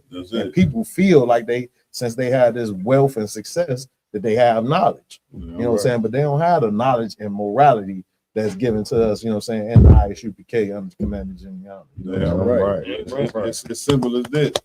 If you listen, white supremacy is all connected in some way, some form or fashion. Right. If you need to fill up federal prisons, then what do? You go to the music execs and tell them promote drug dealing. Right. That's why you get Jay-Z and a few other rappers. They rap about becoming rich and famous drug dealers, something that the average black man will never ever be. The average cat that sold drugs or whatever, you going to jail. White man know this, so he these cats in the music, put it out there. Guess what? The black man in the early 90s, mid 90s, where they go? Federal penitentiary for what? Drug cases. Get my point? So all you got to do is run it through the music industry, and then the brothers gonna go out there and believe that this is how they're gonna be able to achieve success. If you want black women to be whores, what do? You go get your little camp, have her come out there doing performances where she pretty much ass naked.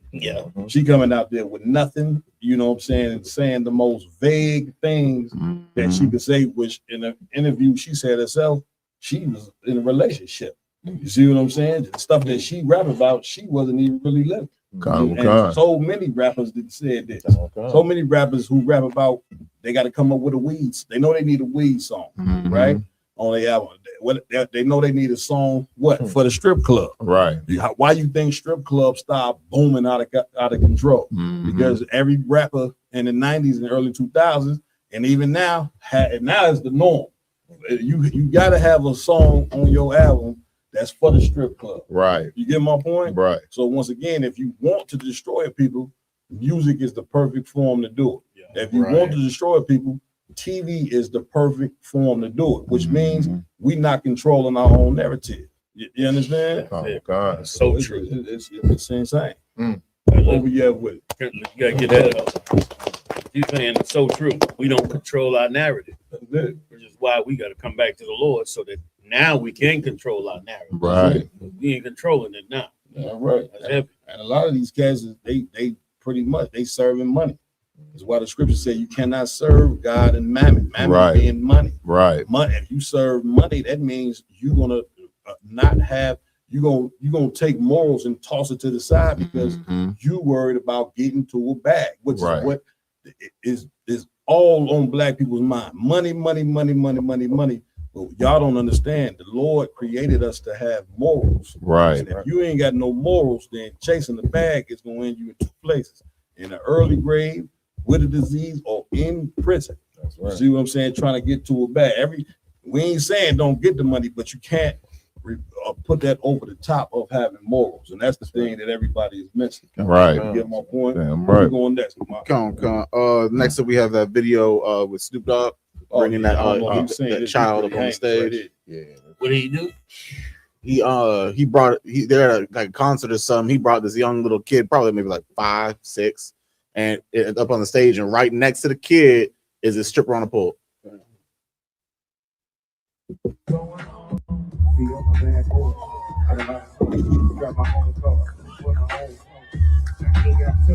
a real boss.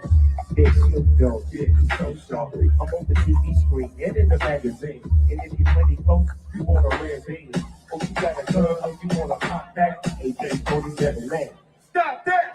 See this you. I'm on the move. I got it. I'd love to get those lyrics. I wonder what he was saying at that time. Yeah. Like why DHS ain't get called for that. Right. You know what I mean? I'd love to find out what it is that he was saying while this 5-year-old kid is on stage right next to some stripper stripping on a pole. You gonna say something, G? Not lying. Man, listen, they used to put that picture up in the video, and if you take a close look, you would have to say to yourself, now Snoop older than me. Snoop got to be about 55, 56 years old. Easily. You know what I'm saying? And this brother is so simple that he don't even see nothing wrong with having. That was basically a 5-year-old dancing on the damn stage while a stripper is coming down the pole. Now you might say to yourself, what in the hell is wrong with this brother? I'm gonna tell you that weed. Yeah, kind of Okay, this is proof that smoking weed makes you dumb. Kind of makes you a damn idiot. That's a part of it too, is the damn drugs that you taking and you frying your damn brain cells to where you don't even know that it's wrong to have a baby, you know, and you over sexualize on stage. Now this is in front of people, and I guess the people in the crowd they cheering and jumping up, having fun like this is okay. Right. Which we said at the beginning of the show, this is an empire that teaches you to not give a damn about what you do to children and how you affect their everyday life. That's a fact. You know what I'm saying? America is a narcissistic country, and it pretty much turns everybody into being narcissists. You know what I'm saying? So this is insane. Roman one, I got the lyrics. Oh yeah. Go ahead, run the lyrics if you could. I'd like to hear them. So on the lyrics, she said, "I'm a bad boy with a lot of hoes, drive my own cars, and wear my own clothes. I hang out tough.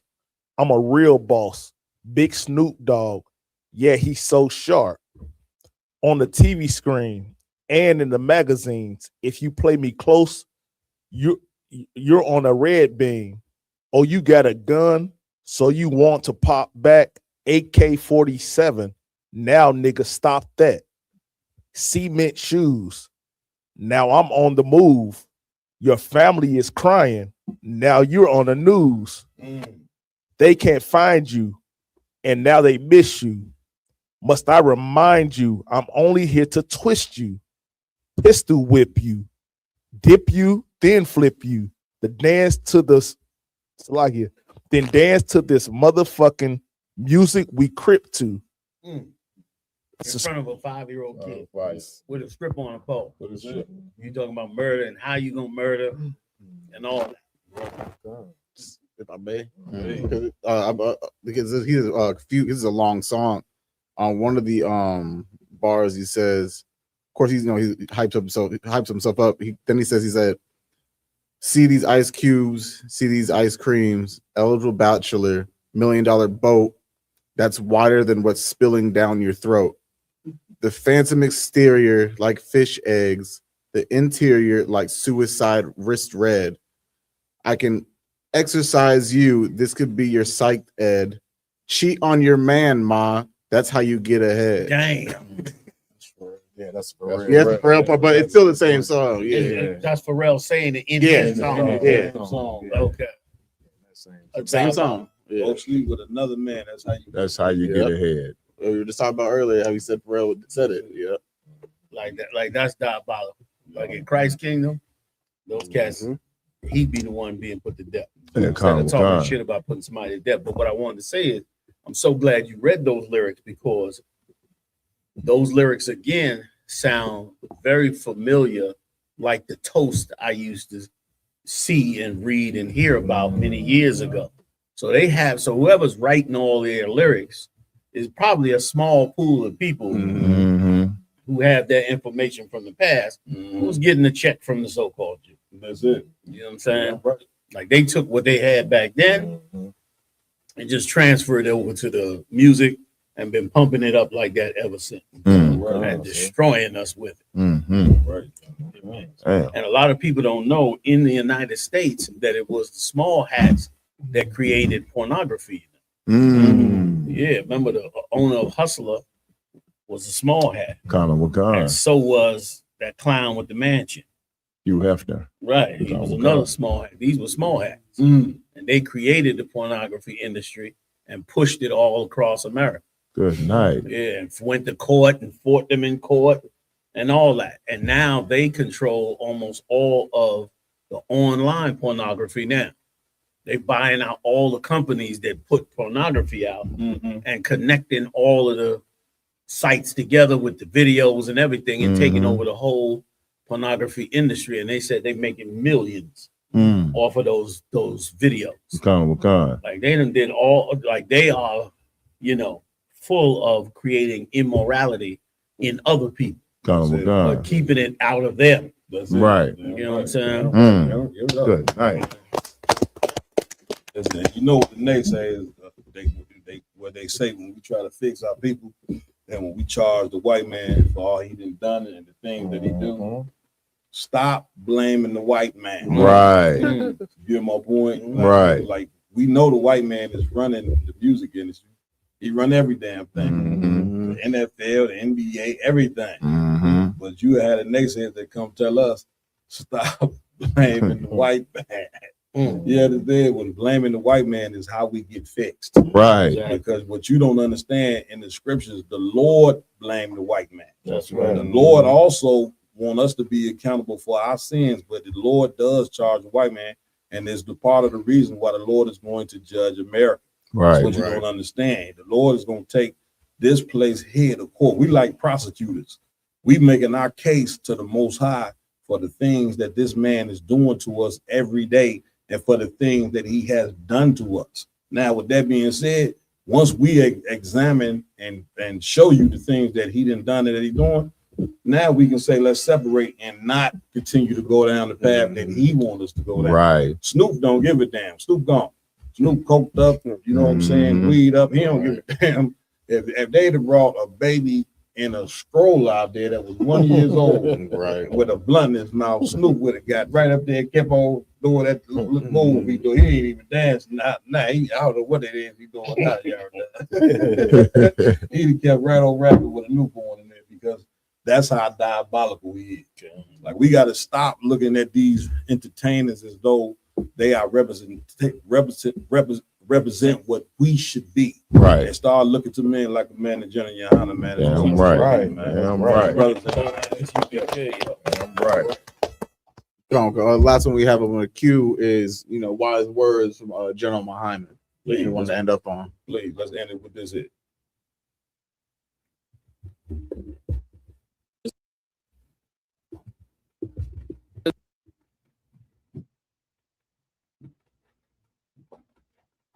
Was, how does not wanting my husband to have another woman and behaving in a way to chase away other women, I'm paraphrasing, how does that wrong my Lord? Don't think about what it does wrong to your husband. Think about what it's doing wrong to the woman who needs a man. Think about her. Don't you love women? Don't you care about women that are suffering? Don't you care about poor sisters that don't have any fathers for their children? Poor women laying in a bed every night cold with no chest to lay on. If you loved women, you would share your man. If you love women, the problem with not allowing your husband and chasing women away from your husband It's not about what it does to him. It's about what it does to the women you're chasing away. Do you have a good man? Do you love him? Is he strong and wise? Has he changed your life? And why in the hell would you keep him all to yourself? The sisters need him. Don't you love women? Don't you care about women? Don't you want to help women? That's a cold cut there. On this, y'all done? If I could, sir, what he bring, of course, what he brought out was super heavy. But if you think about it, you know what I'm saying, like in this society, you know what I'm saying, it's taught that a good man is gonna have one woman. You know what I'm saying? So you like in one the good man, you know what I'm saying? A good great father, he support his family, got knowledge and wisdom.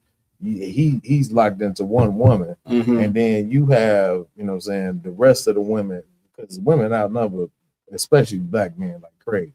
You know what I'm saying? So you have all of these women to share who? Snoop Dogg and the rest of these cats out here, that's just gonna lead them to be whores, and you know what I'm saying, and some vow, you know what I'm saying? It's just a foul thing, and that's the reason why our society, our community is in a position that it's in. Go ahead, Lamar. Conga, what you say is a heavy yard, Don. Like, it's so insane. All the things that America says is okay, the abortion clinics, you know, single women having 3-4 babies by 3-4 different baby daddies. You understand, the homosexuality, the transgenderism, all that's acceptable. Like gay on gay marriage, all that's great. But once a man and 2 or more women all agree to be in the same polygamous relationship, that's when they cross the line. You understand? Because they can't have black people doing that, because guess what? We're gonna be having the babies. That creates too much unity. We'll get each other more correct if we start loving each other like that. So they can allow black men to have multiple wives, because they got to destroy the babies. They can't control us if we actually start showing love to one another. So that's why they're gonna not let us ever truly do it in their system. And if I could, how you gonna argue about men having more than one wife when you teaching everybody to be a pimp and a whore? One brother said, good night. I'm gonna treat both of these women right. I'm gonna deal with them like they my wives. I'm gonna raise the kids by them and all that. He a demon to that. Like you just did a rap. Now the problem is this, right? If a brother rap what you just said, the people in the world will be like, what the hell he just said? Take care of 2 women at one time. Tell a woman to stay together with a man for the rest of her life. Make sure we don't create no. Turn this shit off. That's what they would look at what you just said as like this is sick. Why would you put something out there? Right. And it's so a copy of the garden. When Eve was telling Adam, you know, when Satan spoke to her and she said, this was good to make one wise. You know what I mean? Like, that's how these women think they are. They think they wise not to get up under a man. They think they wise to now, you know, denigrate a man. But they don't realize that it's unwise to end up 40 years old and your box is like a latrine. Like, that ain't wise. That's painful and sad and sorry. Because what Satan was saying was a lie. But they buying the lie. And so now them being a whore is better than you taking care of them and having another wife. That's it. Which makes absolutely no sense. You know what I'm saying? And the church is filled with women who had a husband. He went and got another woman, and you went crazy and got rid of him or threw him out or took his kids from him or did some other horrible thing. And now the kids are grown. You understand? You done got up in age, and now you miserable going to church by yourself. And even the kids ain't around because they was never taught to be disciplined up under their father. And all this, you understand, because you just didn't want him to have another wife. It's, you know, for a man that took care of you. I ain't talking about some cat that abused you and got rid of you or treated you like they talking about in these lyrics. But so many, especially in the 60s, before they brought the drugs in, black men almost always had another woman, but she lived across town. Right. That was his woman across town. The kids knew, but nobody said nothing. It wasn't discussed. Right. You know what I'm saying? And he went and raised them families. Kids went to college and everything went on, and business was usually normal. Of course, it was always a little bit of tension and stuff like that. Right. But it was better than losing him. Right. And losing, all his health and strength. Mm-hmm. You know what I'm saying? Damn near every mother that lives in the hood raises her kid till it's about 12 or 13. And then she calling that father back to take care of that kid, to come help her with what she just messed up for 13 years. You know what I'm saying? Like, you done messed him up now for 13 years. Right. And now that you see he done got out of control, you ain't humbling yourself and saying, damn, I made a mistake and I should have never did that. Being so selfish that I didn't even want him to have that other woman when he was here raising this boy. But now you're going to call him up and say, you got to come do something about your son. Do you know he just got locked up? Right. Or do you know what I just found in the house? Or do you know this? Or do you know that? And of course, now you done disenfranchised him for all these years. His whole spirit has just been ripped from his own kid. And you better hope he have enough spirit in him to say, all right, I'm going to come down and try to fix the situation. Right. But most of the time you end up with a kid in the street or going to the penitentiary once a month to put money on his books because all he learned was from them streets. And you didn't look at that as more valuable than, your little sexual escapade. Right. You know what I mean? That you feel you cut off because he went and got another woman. Right? If you only knew the value of him being there, which is what the white man spent billions to do, to make him so invaluable that it's easy for black women to throw a brother away. In many cases, at a drop of a dime. You lose your job, boom. If you last 30 days, you lucky. You know what I'm saying? You out the door. You know what I mean? You get another woman, she see you with another woman, or get another woman's number on your phone, boom, you out of there.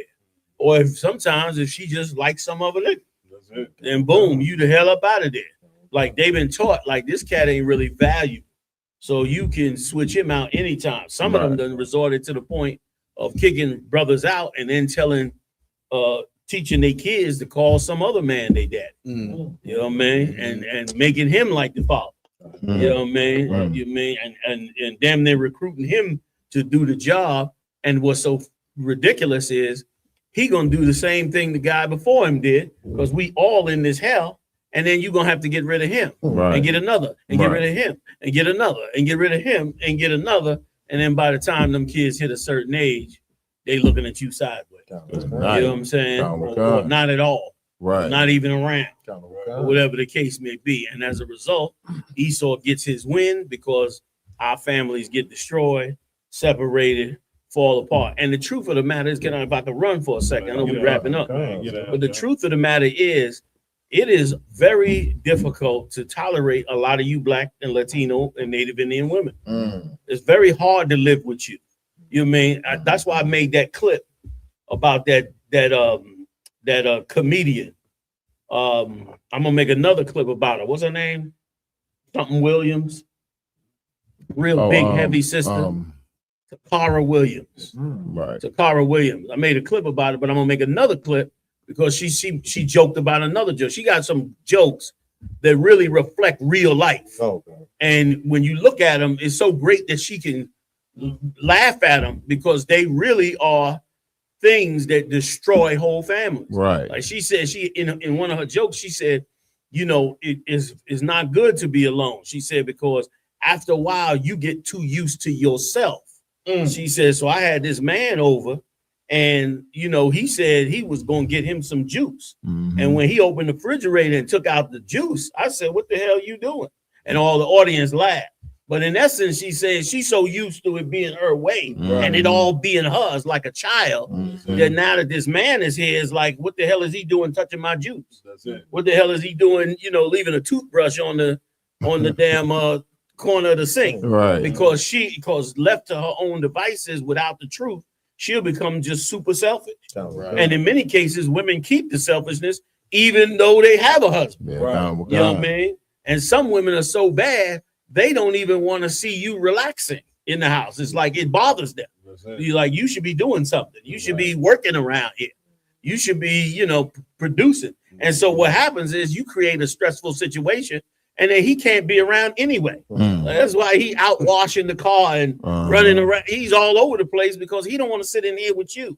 He don't want Sometimes just sitting in the car. right. Sometimes sitting in the car. For hours. That's right. They showed a video where a sister came to the car and say, "Why you sitting out here?" Right. Oh, she is looking at it like, Look, this is why, right? I'm sorry. No, go ahead. You're right. I'll just, you know. Yeah, exactly. Like he's sitting in the car, and because he's so sick of you screaming at him, you know what I mean? He's swallowing this nonsense down, and of course, for many years, until recently, you know, she always had the power of 911. So ultimately, she was the boss of the house, and she could at any time call in some enforcement to do whatever to you. Now it's a little different.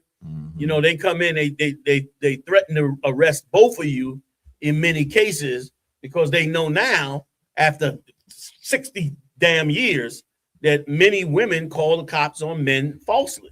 Many women charge men for assaults and different things falsely just to throw them out their house. And another thing, if I could, to throw a man out of his house is such an egregious thing in this.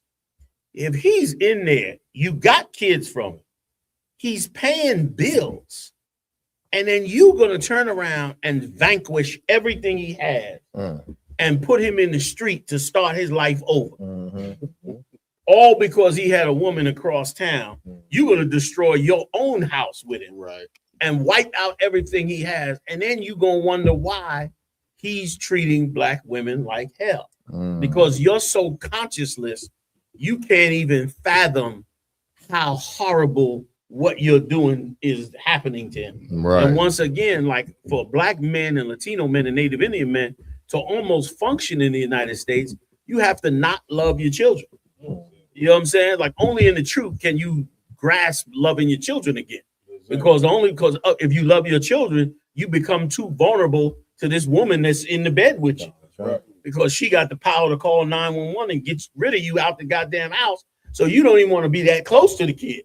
Because you so scared that this thing gonna go down and you're gonna end up without your own damn children. And brother, all of that gotta end in this kingdom. You know what I'm saying? All of that gotta end. You know what I'm saying? So for real. And of course, there are a lot of issues that brothers have that women, you know, need a lot of help with. A lot of brothers out here got issues. But we address the women's issues because they usually end up with you involving Esau into the conflict. And when you involve an animal like that into the conflict, you know what I mean? You're asking to destroy and possibly murder a man because he went and slept with another woman across town. Like he slept with a woman across town, you're going to put him in danger of death. Right. Which means you just have no conscience at all. And that can't be tolerated. And it's what led black women to have abortions.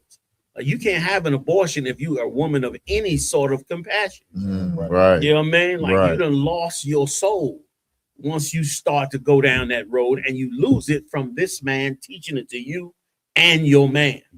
We need a new program, and that program is the Bible. That's right. That's our new program. That's right. Instead of calling 911, you need to call the brothers in the IHBK to fix your disputes that right. you have with each other. So Which is true. The whole point, which is what Commander General Hunter has taught all the brothers and sisters in the IHBK. The solution for all of this is to serve the Most High. Damn right. This was really getting exposed. You know what I'm saying? That video, General Muhammad, what he just did was so powerful because he is exposing to you sisters that you don't really love each other like you say you do. Right. Because if you really loved each other, then you would examine all that we going through here in America. We still in slavery, black people. We in hell. Right. So being in hell, the number one thing that's gonna get attacked in your nation is the man. And the man being attacked, being rushed off to prison, being killed. Right. The number one thing that's taking the black man out which nobody is taking note of, homosexuality. That's right. You don't even understand, because we don't stand in defense against this mental illness. All your men are being turned gay right before your eyes. Right. So like the Yaradan was saying, when you take the fact that ain't too many much men left. That's right. Right. You understand? Very So small a very small number of men. Right. And if you get a good man, that's valuable. A man is valuable to their family. That family is valuable to the community and the nation. You can't have a strong nation without the foundation of a family. Now, seeing that, you would think that you would want a sister to have what you have, seeing that it's such a destitute of strong brothers out here, which is what General Muhammad is bringing out. Damn right. Instead, you want to support a sister that says she leaving a man because he went and got another woman. You want to champion that, but not champion the fact that there's sisters out here that should be sharing a man. That's what you should be championing. And man, I hate to tell y'all, now's the time of exposing on who gonna stand with the Most High and who not. That's right. You can't come to the Lord and say you love the Lord. I'm paraphrasing the scripture and say, the Lord said you hate the brother whom you see every day. That scripture apply to you sisters as well. Don't be thinking you getting on the chariot or you finna get into the kingdom of heaven hating another sister because she dealing with your man. That ain't gonna work with the Most High. Right. And that's very fake and facade, and it just ain't gonna happen. You can't say that you love black women when you are committing abortions. You see what I'm saying? When you killing some of them babies, it's girls. You understand? You can't say you love your daughters when you just up and just leave their damn fathers because he went and got another woman or he done lost his job. You get my point? This is exposing season, what we doing in the ISUPK. We exposing. Brother can't say he love a brother when he go and sleep with that man's woman. You can't say you love another black man. Right. You get my point? And so I just wanted to say that, John. Listen, give it up. Right. And if I could, here's what's so messed up about it. All you sisters is sharing women now, right now. Like, ain't no cats in the world out there saying, well, I'm only gonna be with my wife. What are you, stupid? They all sleeping with other women. Right. And in a worse way, with catching diseases, doing all kinds of stuff. And but here's why it's so demonic, because it's so demonic only if somebody say that's what I'm going to do. Right. Like if a black man decide this is normal, this is what's going to be part of my life, him you demonize. But that cat that's out there, you asking where you was tonight, nigga, where you had my car at? You better not have had no bitch in my car. You arguing with him every week, because he do got another woman in your car. Right. That's exactly what he's doing, and you know, right. and the whole nine. But you acting like, you know, that is acceptable. But it ain't acceptable if he just come back and say, "Listen, man, I don't want to argue with you. I got another woman cross town. You know, her name is so and so. I'm ready to introduce you to her. You know what I'm saying? Let's don't argue about this. I'm just gonna have both of y'all. I'm gonna love y'all." Hit that cat there, you might stab him. Right. You know what I'm saying? Oh, God. Which is why it's so ridiculous, because it's happening anyway. White man act like, oh, that's so undick those Hebrew Israelites with that polygamous lifestyle and blah, blah, blah, blah. And he's sleeping with boys, girls, women, men, dogs, cats, horses, birds, snakes. Did I miss anything? You know what I'm saying? Like, you know what I'm saying? Like, it's ridiculous. You know what I'm saying? It ain't like we all a nation of, you know, man and woman single relationships. And the Hebrew Israelites is now saying you got more than one woman, and this is like a societal change. It's like, what are they doing? They're breaking up the society. Nigga, the society is fucking on a level like you ain't never seen before. The only one that knows how much fucking we doing in these neighborhoods is the venereal disease doctor. Damn. He's the only one that has the full tally of what the hell is going on. You know what I'm saying? So it's a joke. You know what I mean? It's a joke because we're not allowed to stand up for the law, statutes, and commandments of the Lord. And we should be allowed to. You know what I'm saying? Salah, was you trying to say something? Yeah, I just want to say, like, because what you were bringing out, General, was extra heavy. You know what I'm saying? Like, our women in the communities right now, they find out they man dealing with another woman, they should be happy, because these days they finding out they man dealing with another man. Damn. You know what I'm saying? Right. Listen, you right. And listen, some of the things that women are doing in the world to men that they find out having another woman is heinous. Like you destroying, $50,000 cars, smashing up the windows, slashing the tire on $50,000. You're destroying brother's employment. You go into his job, turning over the tables. He's losing $40,000 and $50,000 a year at jobs. You understand? Because you acting in your delusional mind. You're acting like this is something that never goes on and should never ever go on. When everybody's doing the damn thing, right? And the brothers is trying to do it the right way, but everybody's doing it. But you raising hell like, what the hell is this? Right. When it's a common thing, right? You know what I'm saying? And like my partners, I said, it don't went to the level now where some men are sleeping with men and women. Right. You find you catching him with a man.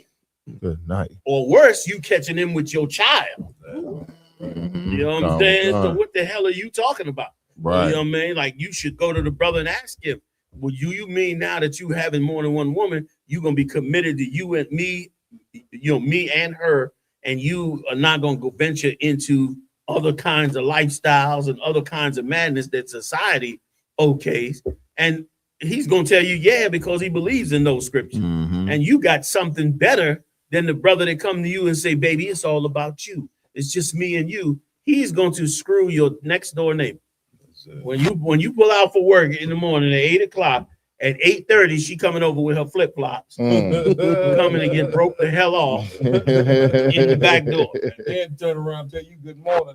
Yeah, right. You know what I'm saying? Tell you good morning, so and so when she's sleeping with him, you know what I'm saying? And what's worse is it's once again unregulated because she's sleeping with somebody else too. You don't know what's coming back to your house with a cat in the world. At least in the truth, you understand what you're dealing with. You can ask and question him on how he handles his sexual behavior to ensure your safety. What is your safety protocol to ensure that you don't bring nothing back here? That's right. You know what I mean? You know what I mean? How serious do you make the sister that you get with? Do you make it serious enough to know that she's not also a promiscuous woman? You know what I mean? Because the brother that's out here sleeping with any woman, you can best believe she promiscuous. You know what I mean? You can best believe she got a good high body count.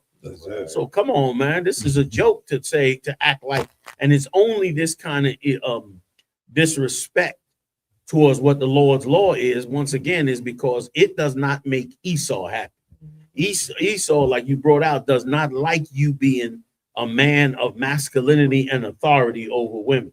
He does not like the fact that you have more than one woman, and you have that much help and assistance, and you give that much help and assistance and raising your kids. But meanwhile, he made TV shows about living polygamy and all that with them Edomites. You know what I mean? But you can't have that because, of course, that gives you too much power.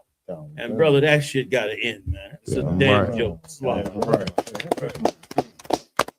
bring it out so heavy, like as you can see, Commander Jane Hunter, he ain't worried about complaining about no damn voter rights bill. I go to show you that these leaders that we have are totally clueless. That's right. For 60 years, they've been arguing about a voter rights bill, which ain't fixed nothing to nobody. Commander Jenny Hunter knows exactly how to fix black people. He said it a long time ago.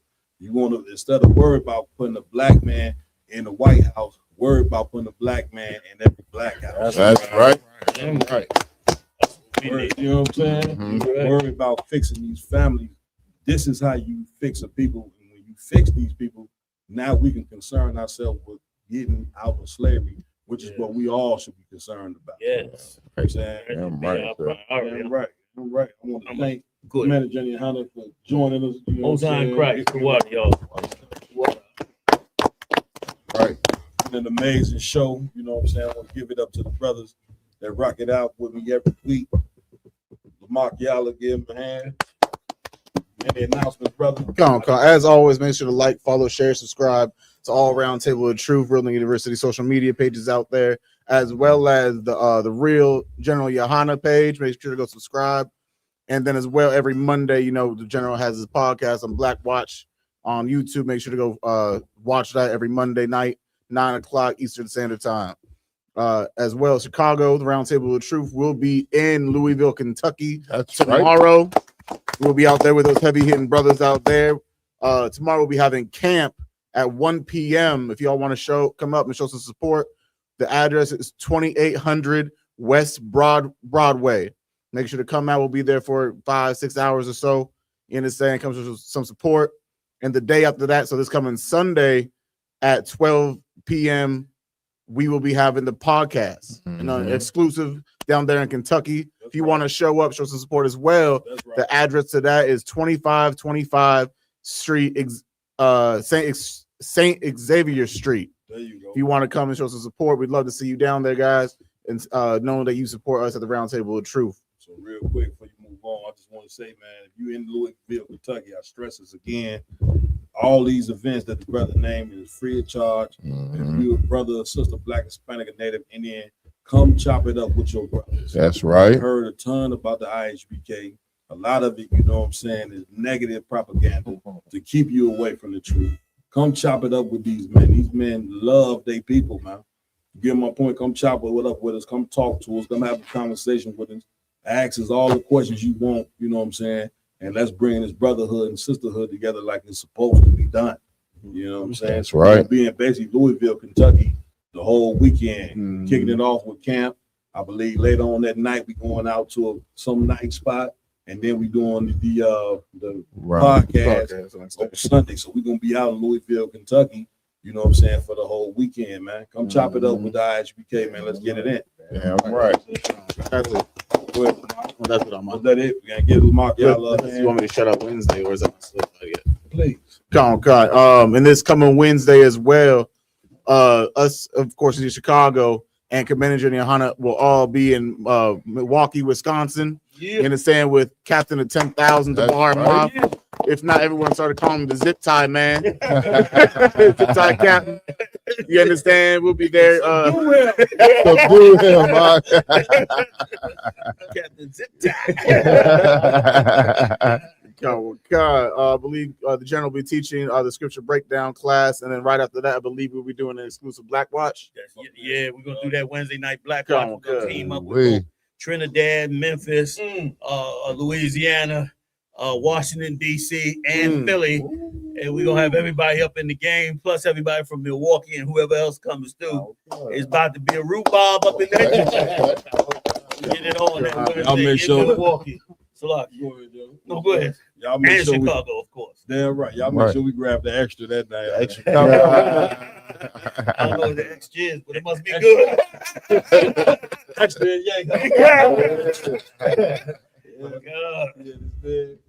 If I may, just for anyone that hasn't been there before, make sure, like I said, Milwaukee, Wisconsin, come out next Wednesday. Starts at 7 p.m. The address to the school is 4221 West North Avenue, Unit 101. Make sure to come show your support. We'd love to see all Blacks, Hispanics, and Indians in attendance. Damn right. Give it up. Give it up. I also want to give it up to my man that rock it out with me every week. To my left, we got Officer Yaradon. Any announcements, brother? If I could, sir. Pay your tithes, you know what I'm saying? ISUPK.com, you know what I'm saying? Right. Pay your tithes, 10% of all your earnings to the priests and prophets of the Lord. You know what I'm saying? Also, if you're looking for any merch, you can go to www.diverscitymall.com. All right, come get all this fly gear you see us wearing right here. All right. Also, I want to give it up to Priest Officer Iwalum. Right. Calvin Khan, I see y'all in Louisville tomorrow. Damn right. Hit it. Also, man, we got to give it up to the mighty man, rock it out with us every week as well. Also, my yard. Any announcements, brother? Khan, if I could, sir. Please. Salakia, no matter where you are in the world, tune in. You know what I'm saying? Go to ISUPK.com. ISUPK is not a local organization. We are international. We are worldwide. You know what I mean? So go to ISUPK.com, find a local school in your area, start attending classes. And we have classes Monday through Friday from 7 p.m.